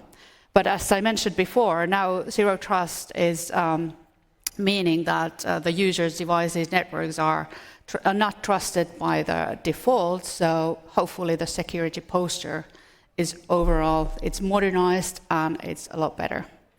And maybe for AI, I could mention my worry is people once again. So the attackers are using AI, for example, deepfakes. You probably have seen very good videos, or they can just take a voice example from the videos, and then of course we have the photo manipulation. So these tools can be always used wrong way, but at the same time they automate and they help. And I believe there is more possibilities than challenges. Thank you, Anu. And how about your perspective on this, Erika?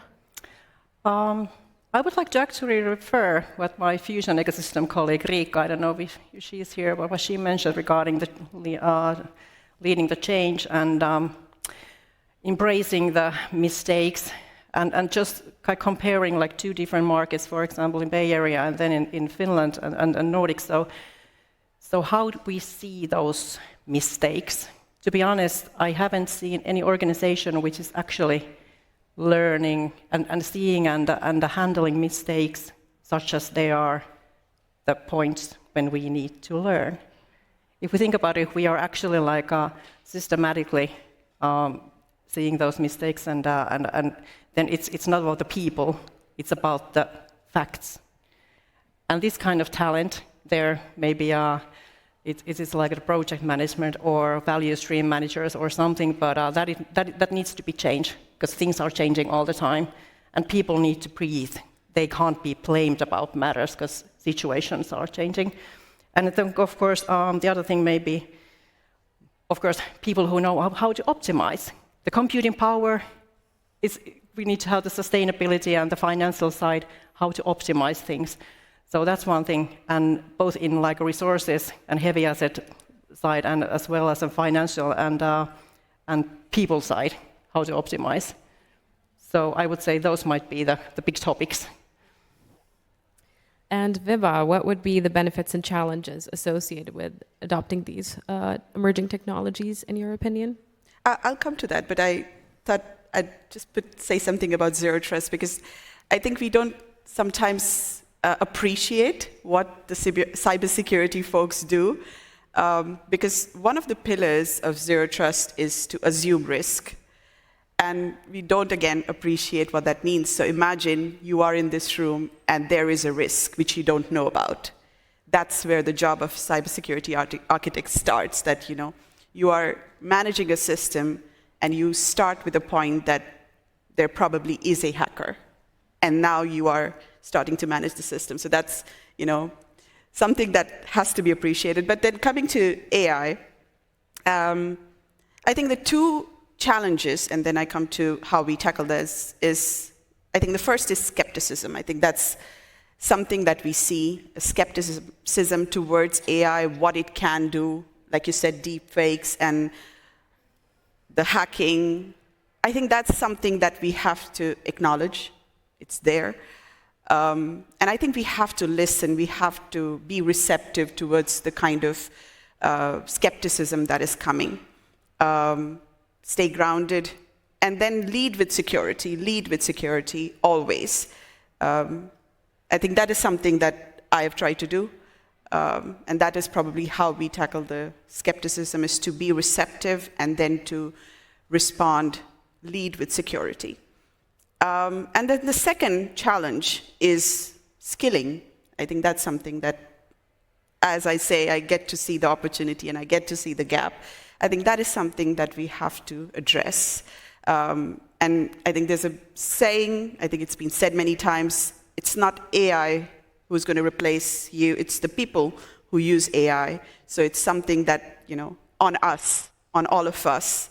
And there is, of course, a skilling gap. I'll say something about my personal ambition. So as Microsoft, we pledged a few years ago to have 100,000 skilled professionals. The aim was starting, I think, last year or 2 years ago for the next 5 years. But then I'm very happy that we actually reached that target. So by end of this year, we'll have 100,000 skilled professionals in Finland. So we upped the game. We said we'll have 300,000 professionals. But there's lots of skilling resources for us to access, to get help, but I do know that, as a woman, I'm going to say something personal, but I asked, when I became a new mother, I asked, how do you stay updated? How do you skill yourself? And one of my colleagues said, well, I listen to podcasts in my car. And I said, well, I listen to Baby Shark in my car, So, I know it's tough. It's tough to skill yourself, and I think it's important for us to invest in skilling, and invest in skilling for diverse groups, because skilling needs are different for each one. Yeah. So, yeah. Thank you, Viva. And Rina, what is your take on this? I would take a segue from skilling the people to skilling organizations as well. So you need to have a certain type of knowledge how to leverage AI. And when organizations start looking into this is what I face on a weekly basis with our customers. They're kind of thinking, like, how can we leverage AI with the tools we have currently, with the technology stack that we have? I think the main thing that they should focus on, first of all, to understand what AI can enable them to do, where the benefits can come from, and it all starts with an AI strategy. Why AI for us? What are the areas within the organization that it can help? And what is the kind of return on the investment that you're looking for with the implementation of AI? How does it affect the workers and their work on a daily level? And then, of course, do the people know how to leverage it? How do they feel about it? So, like I mentioned previously, the change management aspect of how do people adopt to this new technology within their work that they've used to do in a certain way for years before. And in the basis of that, as a foundation layer, becomes the technology stack. Is it outdated? Does it support the factors that we want to do with this new technology?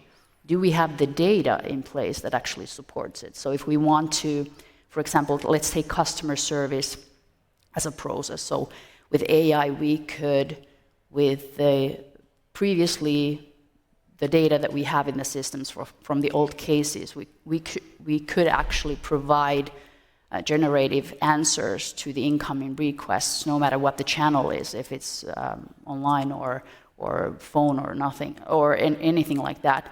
But if the data that has been stored from the previous cases and the tickets and the requests that are coming in is not sufficient enough, the generative AI cannot really provide you the value that you would like it to be. So there's a lot of these different layers that organizations need to think when doing this kind of concepts and testing out before they actually scale it to a wide range of use.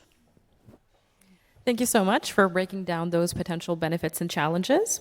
It's clear that while these technologies promise great things, there are also complexities present. This brings us to our final area of focus, the skills and competencies tech professionals need to stay relevant in the ever-evolving landscape. Now, first of all, our audience is full of amazing tech professionals, and many might be thinking, what could be their next career move? How could organizations or tech professionals leverage these technologies you talked about today to stay competitive in the market? And we'll start off with Erika.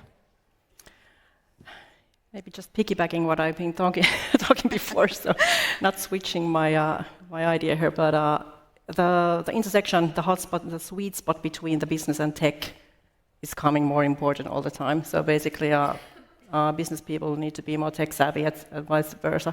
So kind of, and the curiosity and thinking the big picture, then you see how you can contribute, because we need more with less.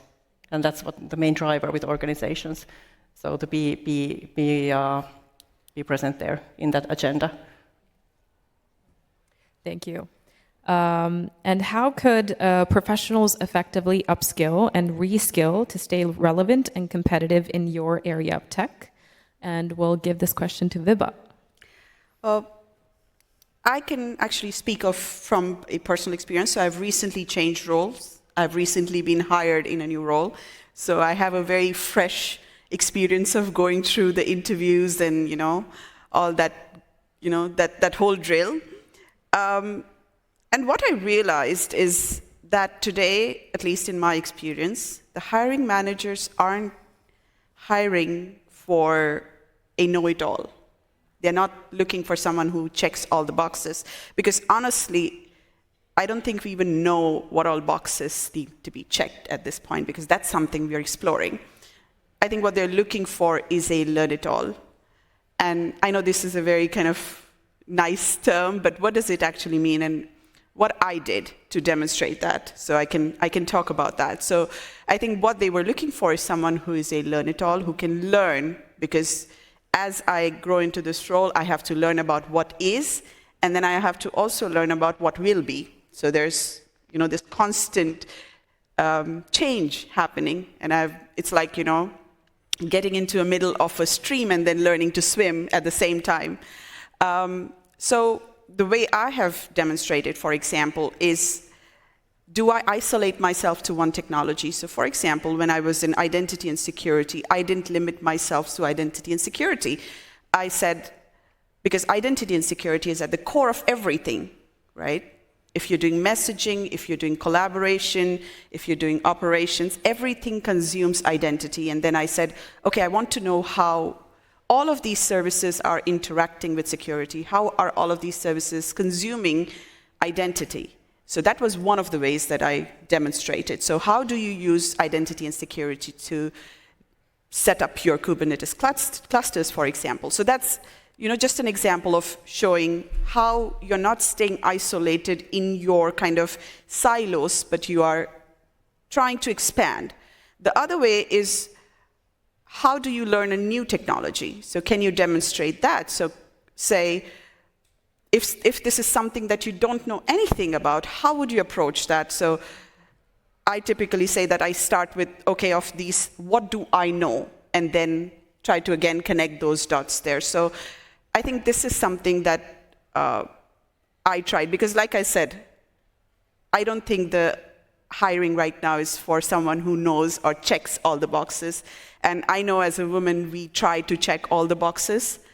I think there was a research where there was this fact that I think men tend to apply, even if they don't check all the boxes, but women try, to make sure that they're qualifying for every single, criteria. But that's not true. That was never true, but that's even more not true today. If you think that you can learn the job, if you can demonstrate that you can learn the job, I think that's what hiring managers are looking for. And of course, there's a lot of skilling resources out there. There's, I remember I used Copilot to train or kind of prep for a lot of my interviews. I use Copilot to prep for this.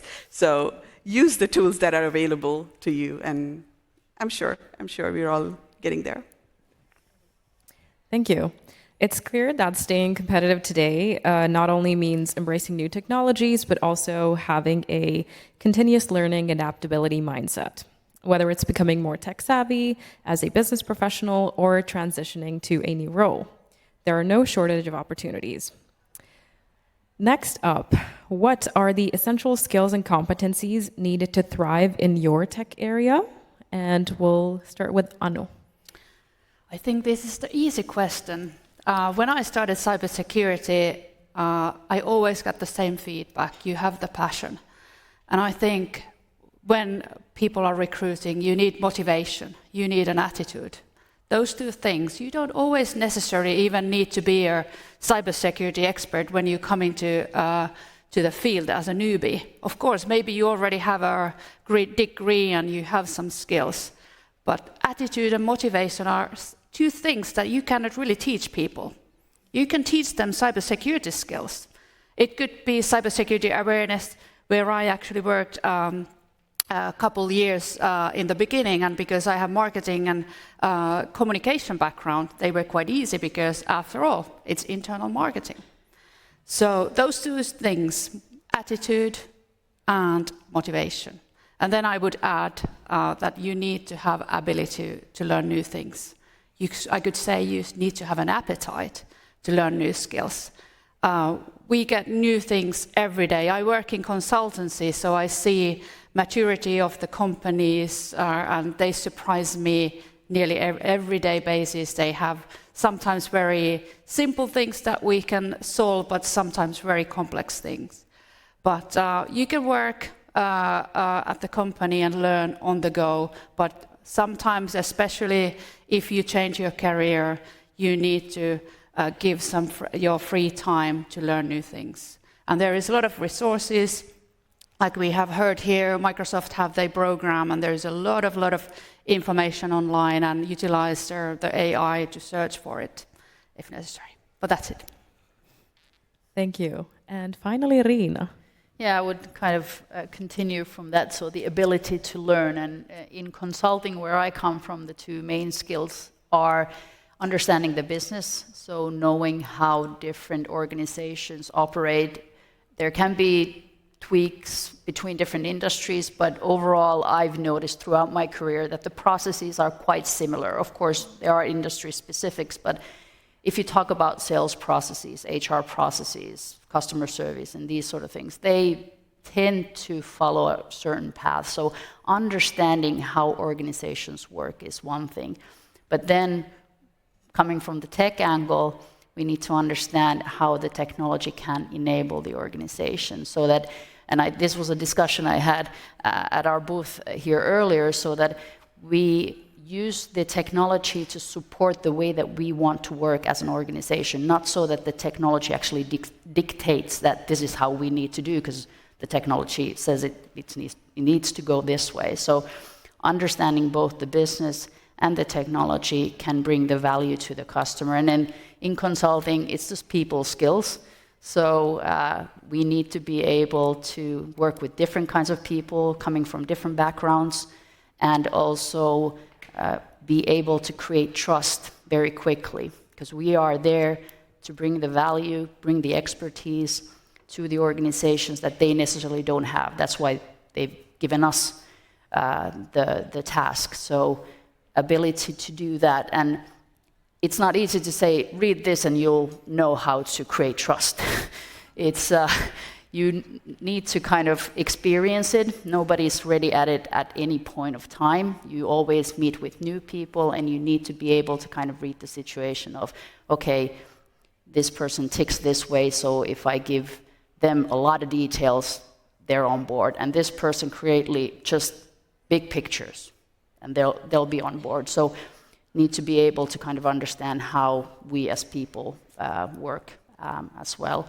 And it comes over time. So both reading, learning from different sources, but also working with your colleagues. And if you have a very experienced person next to you, take their hand and follow whatever they do and be a sponge, and really take in what they have to offer, and use a lot of reflection or asking or coaching and sparring and these sort of things. So that has greatly helped me throughout my career, at least, to develop myself.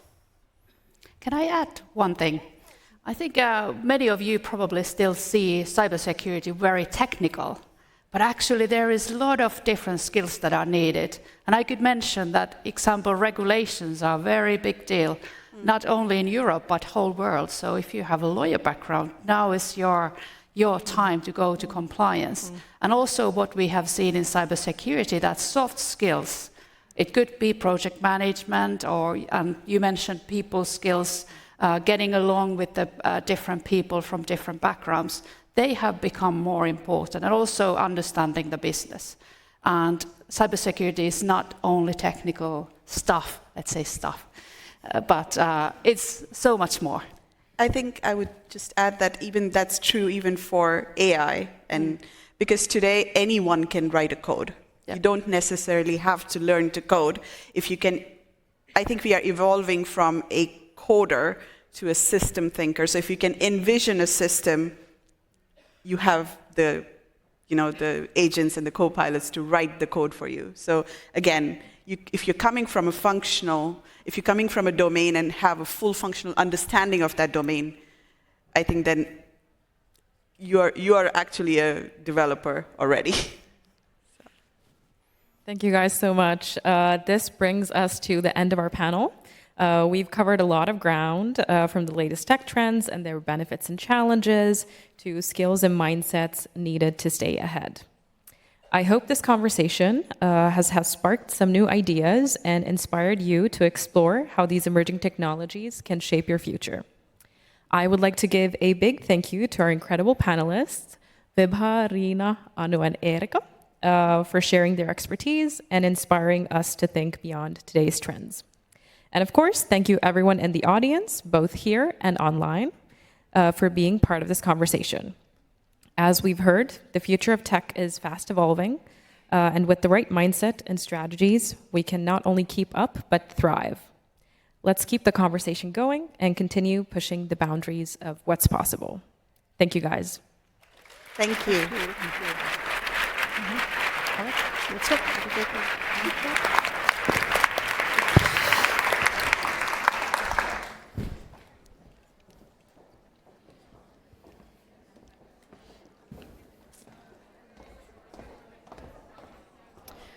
Okay, so let's continue with the last stint of the, sorry? Yes, removing the chairs. No worries. I think we had someone who was going to help us with removing the chairs, but maybe they are not here now. But I'll continue. Yes, amazing. But yeah, thank you so much to the panelists for a really insightful discussion on emerging technologies and their implications. And actually, I have forgotten to say this, but if you see the panelists or the keynote speakers somewhere on the event floor, feel free to ask them your questions and strike up a conversation with them. And even connect with them on LinkedIn. I made sure to ask this beforehand, and they're happy to receive your LinkedIn invites. So moving on to the last but not least keynote of the day. This next keynote, we have Lulu Chang, Head of Technology and Services at Kone IT, where she will take us on a very personal journey. In her keynote, Thriving Amid Life's Constant Changes, Lulu will share her inspiring journey of adapting to a new culture, navigating a challenging career switch, and leading large teams in the tech industry. Through her personal stories of struggle and perseverance, she will offer you practical tips for embracing change and overcoming obstacles, leaving you empowered to control your own paths. Please welcome to the Women in Tech Forum stage, Lulu Chang.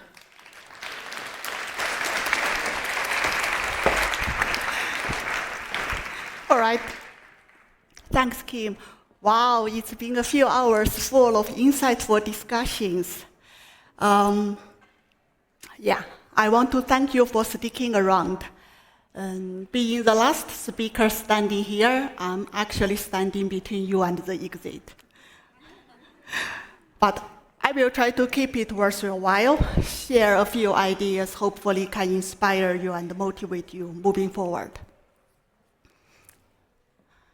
So what are we talking about here today? Change. I am constantly reminded by this famous quote from Heraclitus. The only constant in life is change.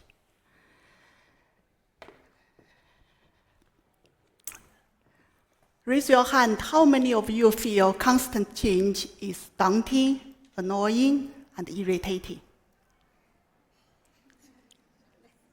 I see lots of hands. Okay. Raise your hand, how many of you feel constant changes are actually motivating and exciting? Wow! Even more. Okay. Change for me has always been terrifying. So terrifying I lost lots of sleeps over it. Look at my life. Relocating, study, finding a job, career progression, form a family, having children. Change has been constant companion.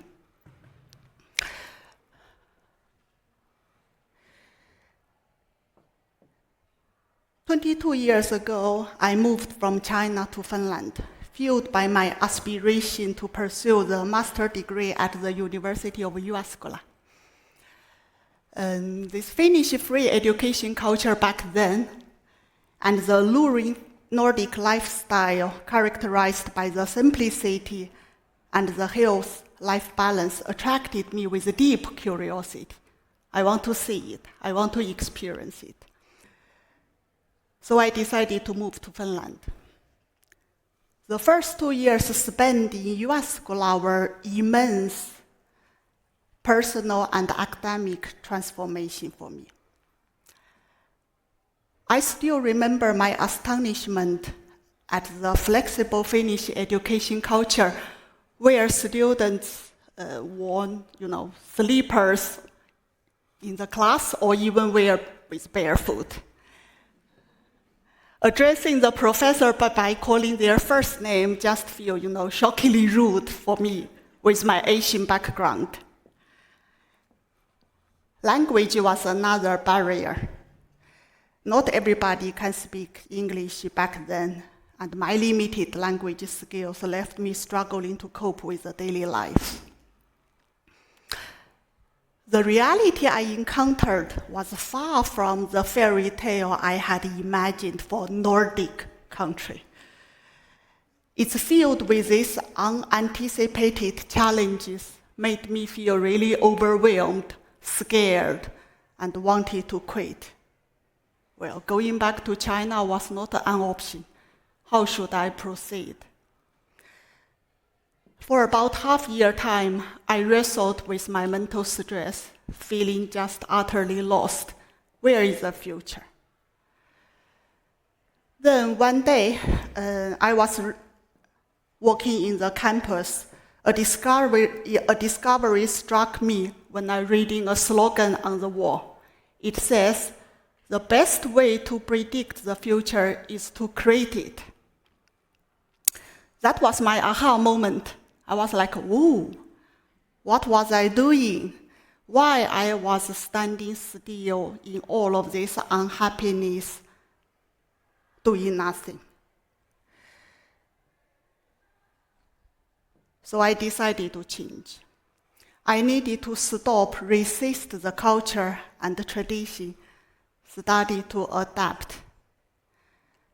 I slowly resolved myself to be open-minded at all the changes, embrace them, live like a local. Gradually, I developed myself more positive attitude towards whatever each day brings in. Embrace it, take it in, and give it my all. To my delight and relief, it actually worked. It didn't get any easier with finding my first job. So my first job in Finland, official first job in Finland, was to do mobile antenna testing. I spent days, hours in the antenna lab trying to change the parameters on the antenna instrument, push all the buttons, trying to check if mobile still works or not under the different circumstances. It didn't really go that well. I didn't feel inspired nor even interested in what I was doing. This time I decided to take in charge over the situation. I need to find a job for myself. The reality of switching job was overwhelming. The period between two jobs was super tough. I was checking the open job market on daily basis. The website I used was monster.fin. I believe many of you still remember. Well, LinkedIn didn't exist back then. Make the job hunt even harder.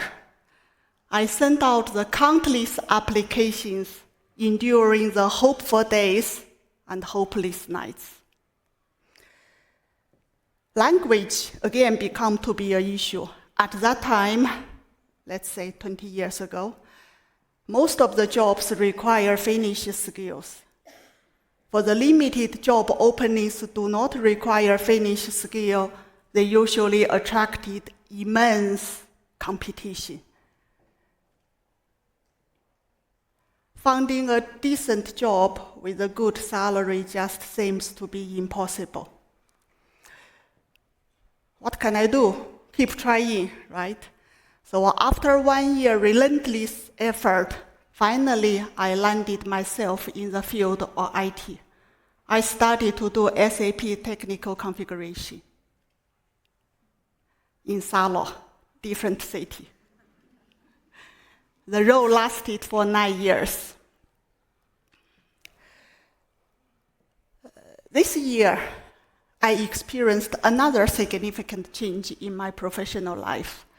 At the beginning of the year, I transitioned myself from managing a technology team of 30 employees to overseeing 7 digital technology teams, totaling 140 employees globally. It sounds snazzy. Well, truthfully, it was so stressful and overwhelming. For many, many nights and days, I lost sleep and doubting my capability to succeed. Today, when I'm standing here, openly share all of this with you, I feel much more comfortable and also confident. What has helped to bring me onto this stage? That's what I wanted to share with you further. a few strategies I used when I trying to navigate through the change. First, stay informed. It's very important for us to keep update on the latest development in our field. Knowledge can help us reduce the uncertainty, empower us to adapt the change more efficiently. In the field where I work, IT, it's very important for IT leaders to understand what is the modern ways of working in IT. How can we use less resource to create more value for our business? How can we take advantage of technology to improve the productivity? For example, AI. AI applications, AI ops, AI-assisted programming, AI agents. All of these are the tech trend each tech leader needs to know. In this journey, I continuously apply the learning to myself, trying to keep myself relevant for this field, because that's what I do. Only by doing this, then I feel more confident of what I'm supposed to manage. So stay informed. Second, be flexible.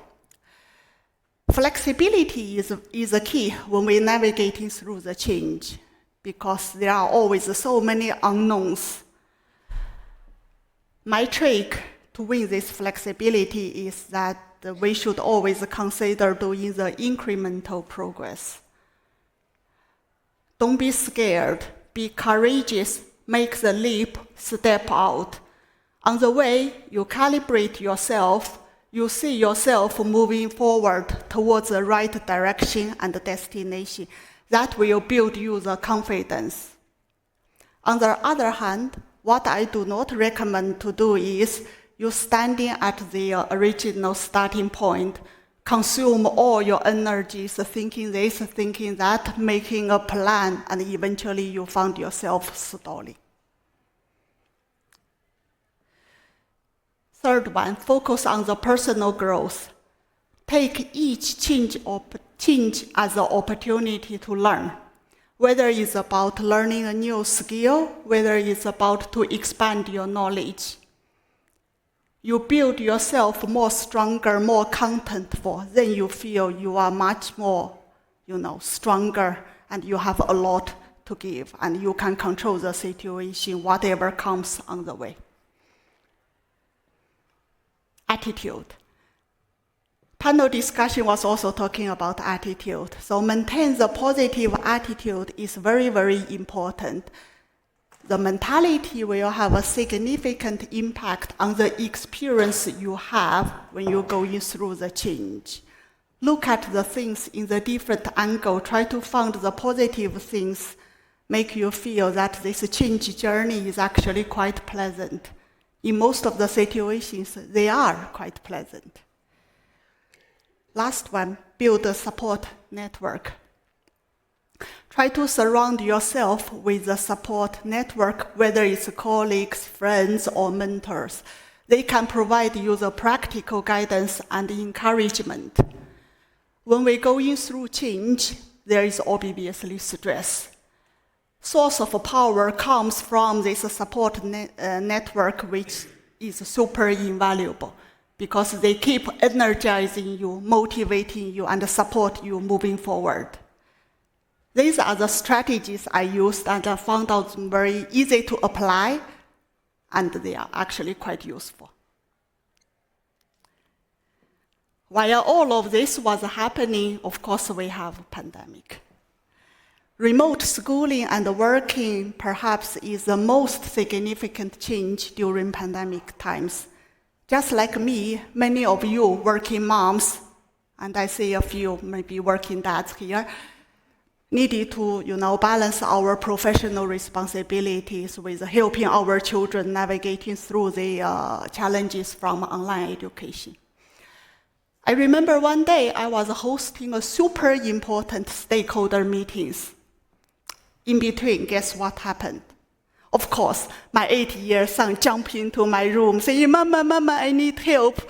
I don't find the unmute button.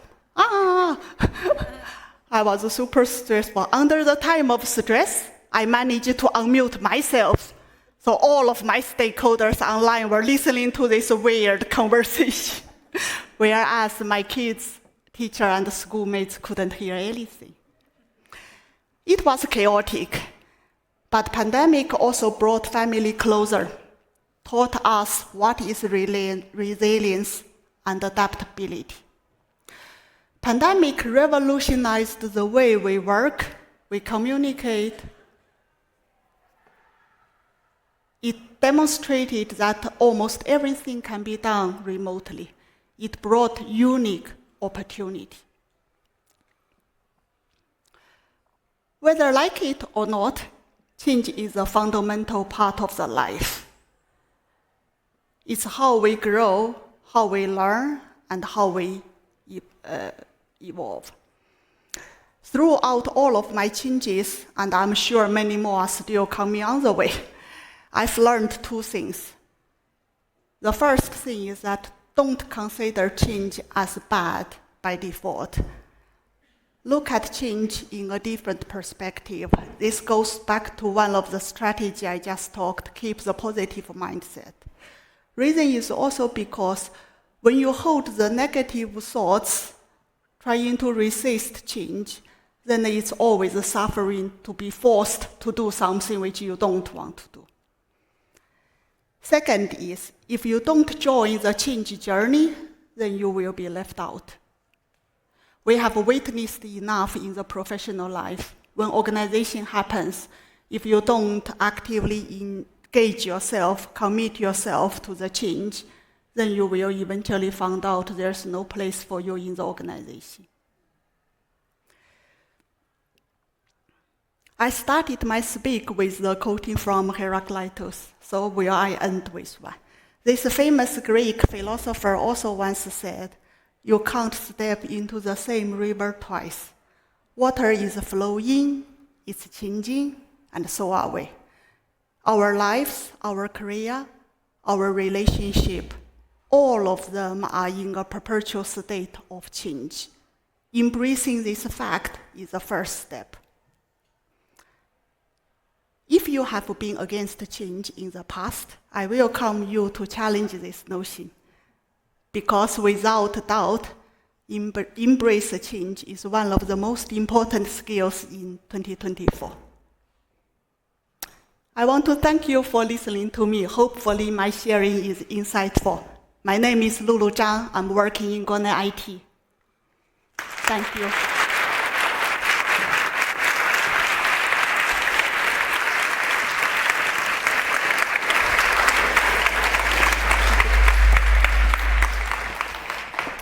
Well, thank you so much, Lulu, for sharing with us such a personal journey. I would say, like, Lulu's story is what we call in Finland sisu. You know, it's a journey of perseverance, tenacity, and basically just going for it. So yeah, that's the right attitude to have for sure.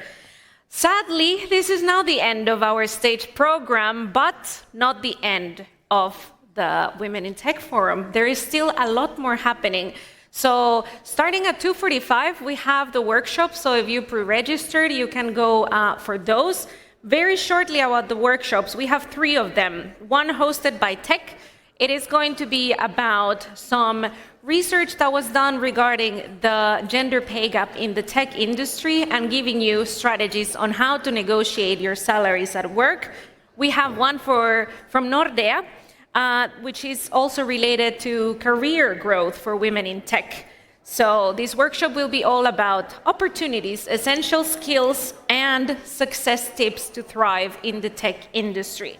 Last but not least, we have a workshop hosted by AWS, which is going to be about gaining practical insights into implementing data and AI to solve business problems and streamline your operations. Please do stick around and continue to network. By the way, we have a super nice photo area where you could take pictures with your peers and upload those to social media. There is a really nice Women in Tech backdrop so that you take your memories from the event with you. Nea, come to the stage. Nea doesn't have a microphone, so we cannot invite her to the stage, but it's okay. Thank you so much, everyone, for joining us in the stage program. Thank you so much to our partners and all online listeners as well. Hope to see you soon in the next edition of Women in Tech Forum. Thank you.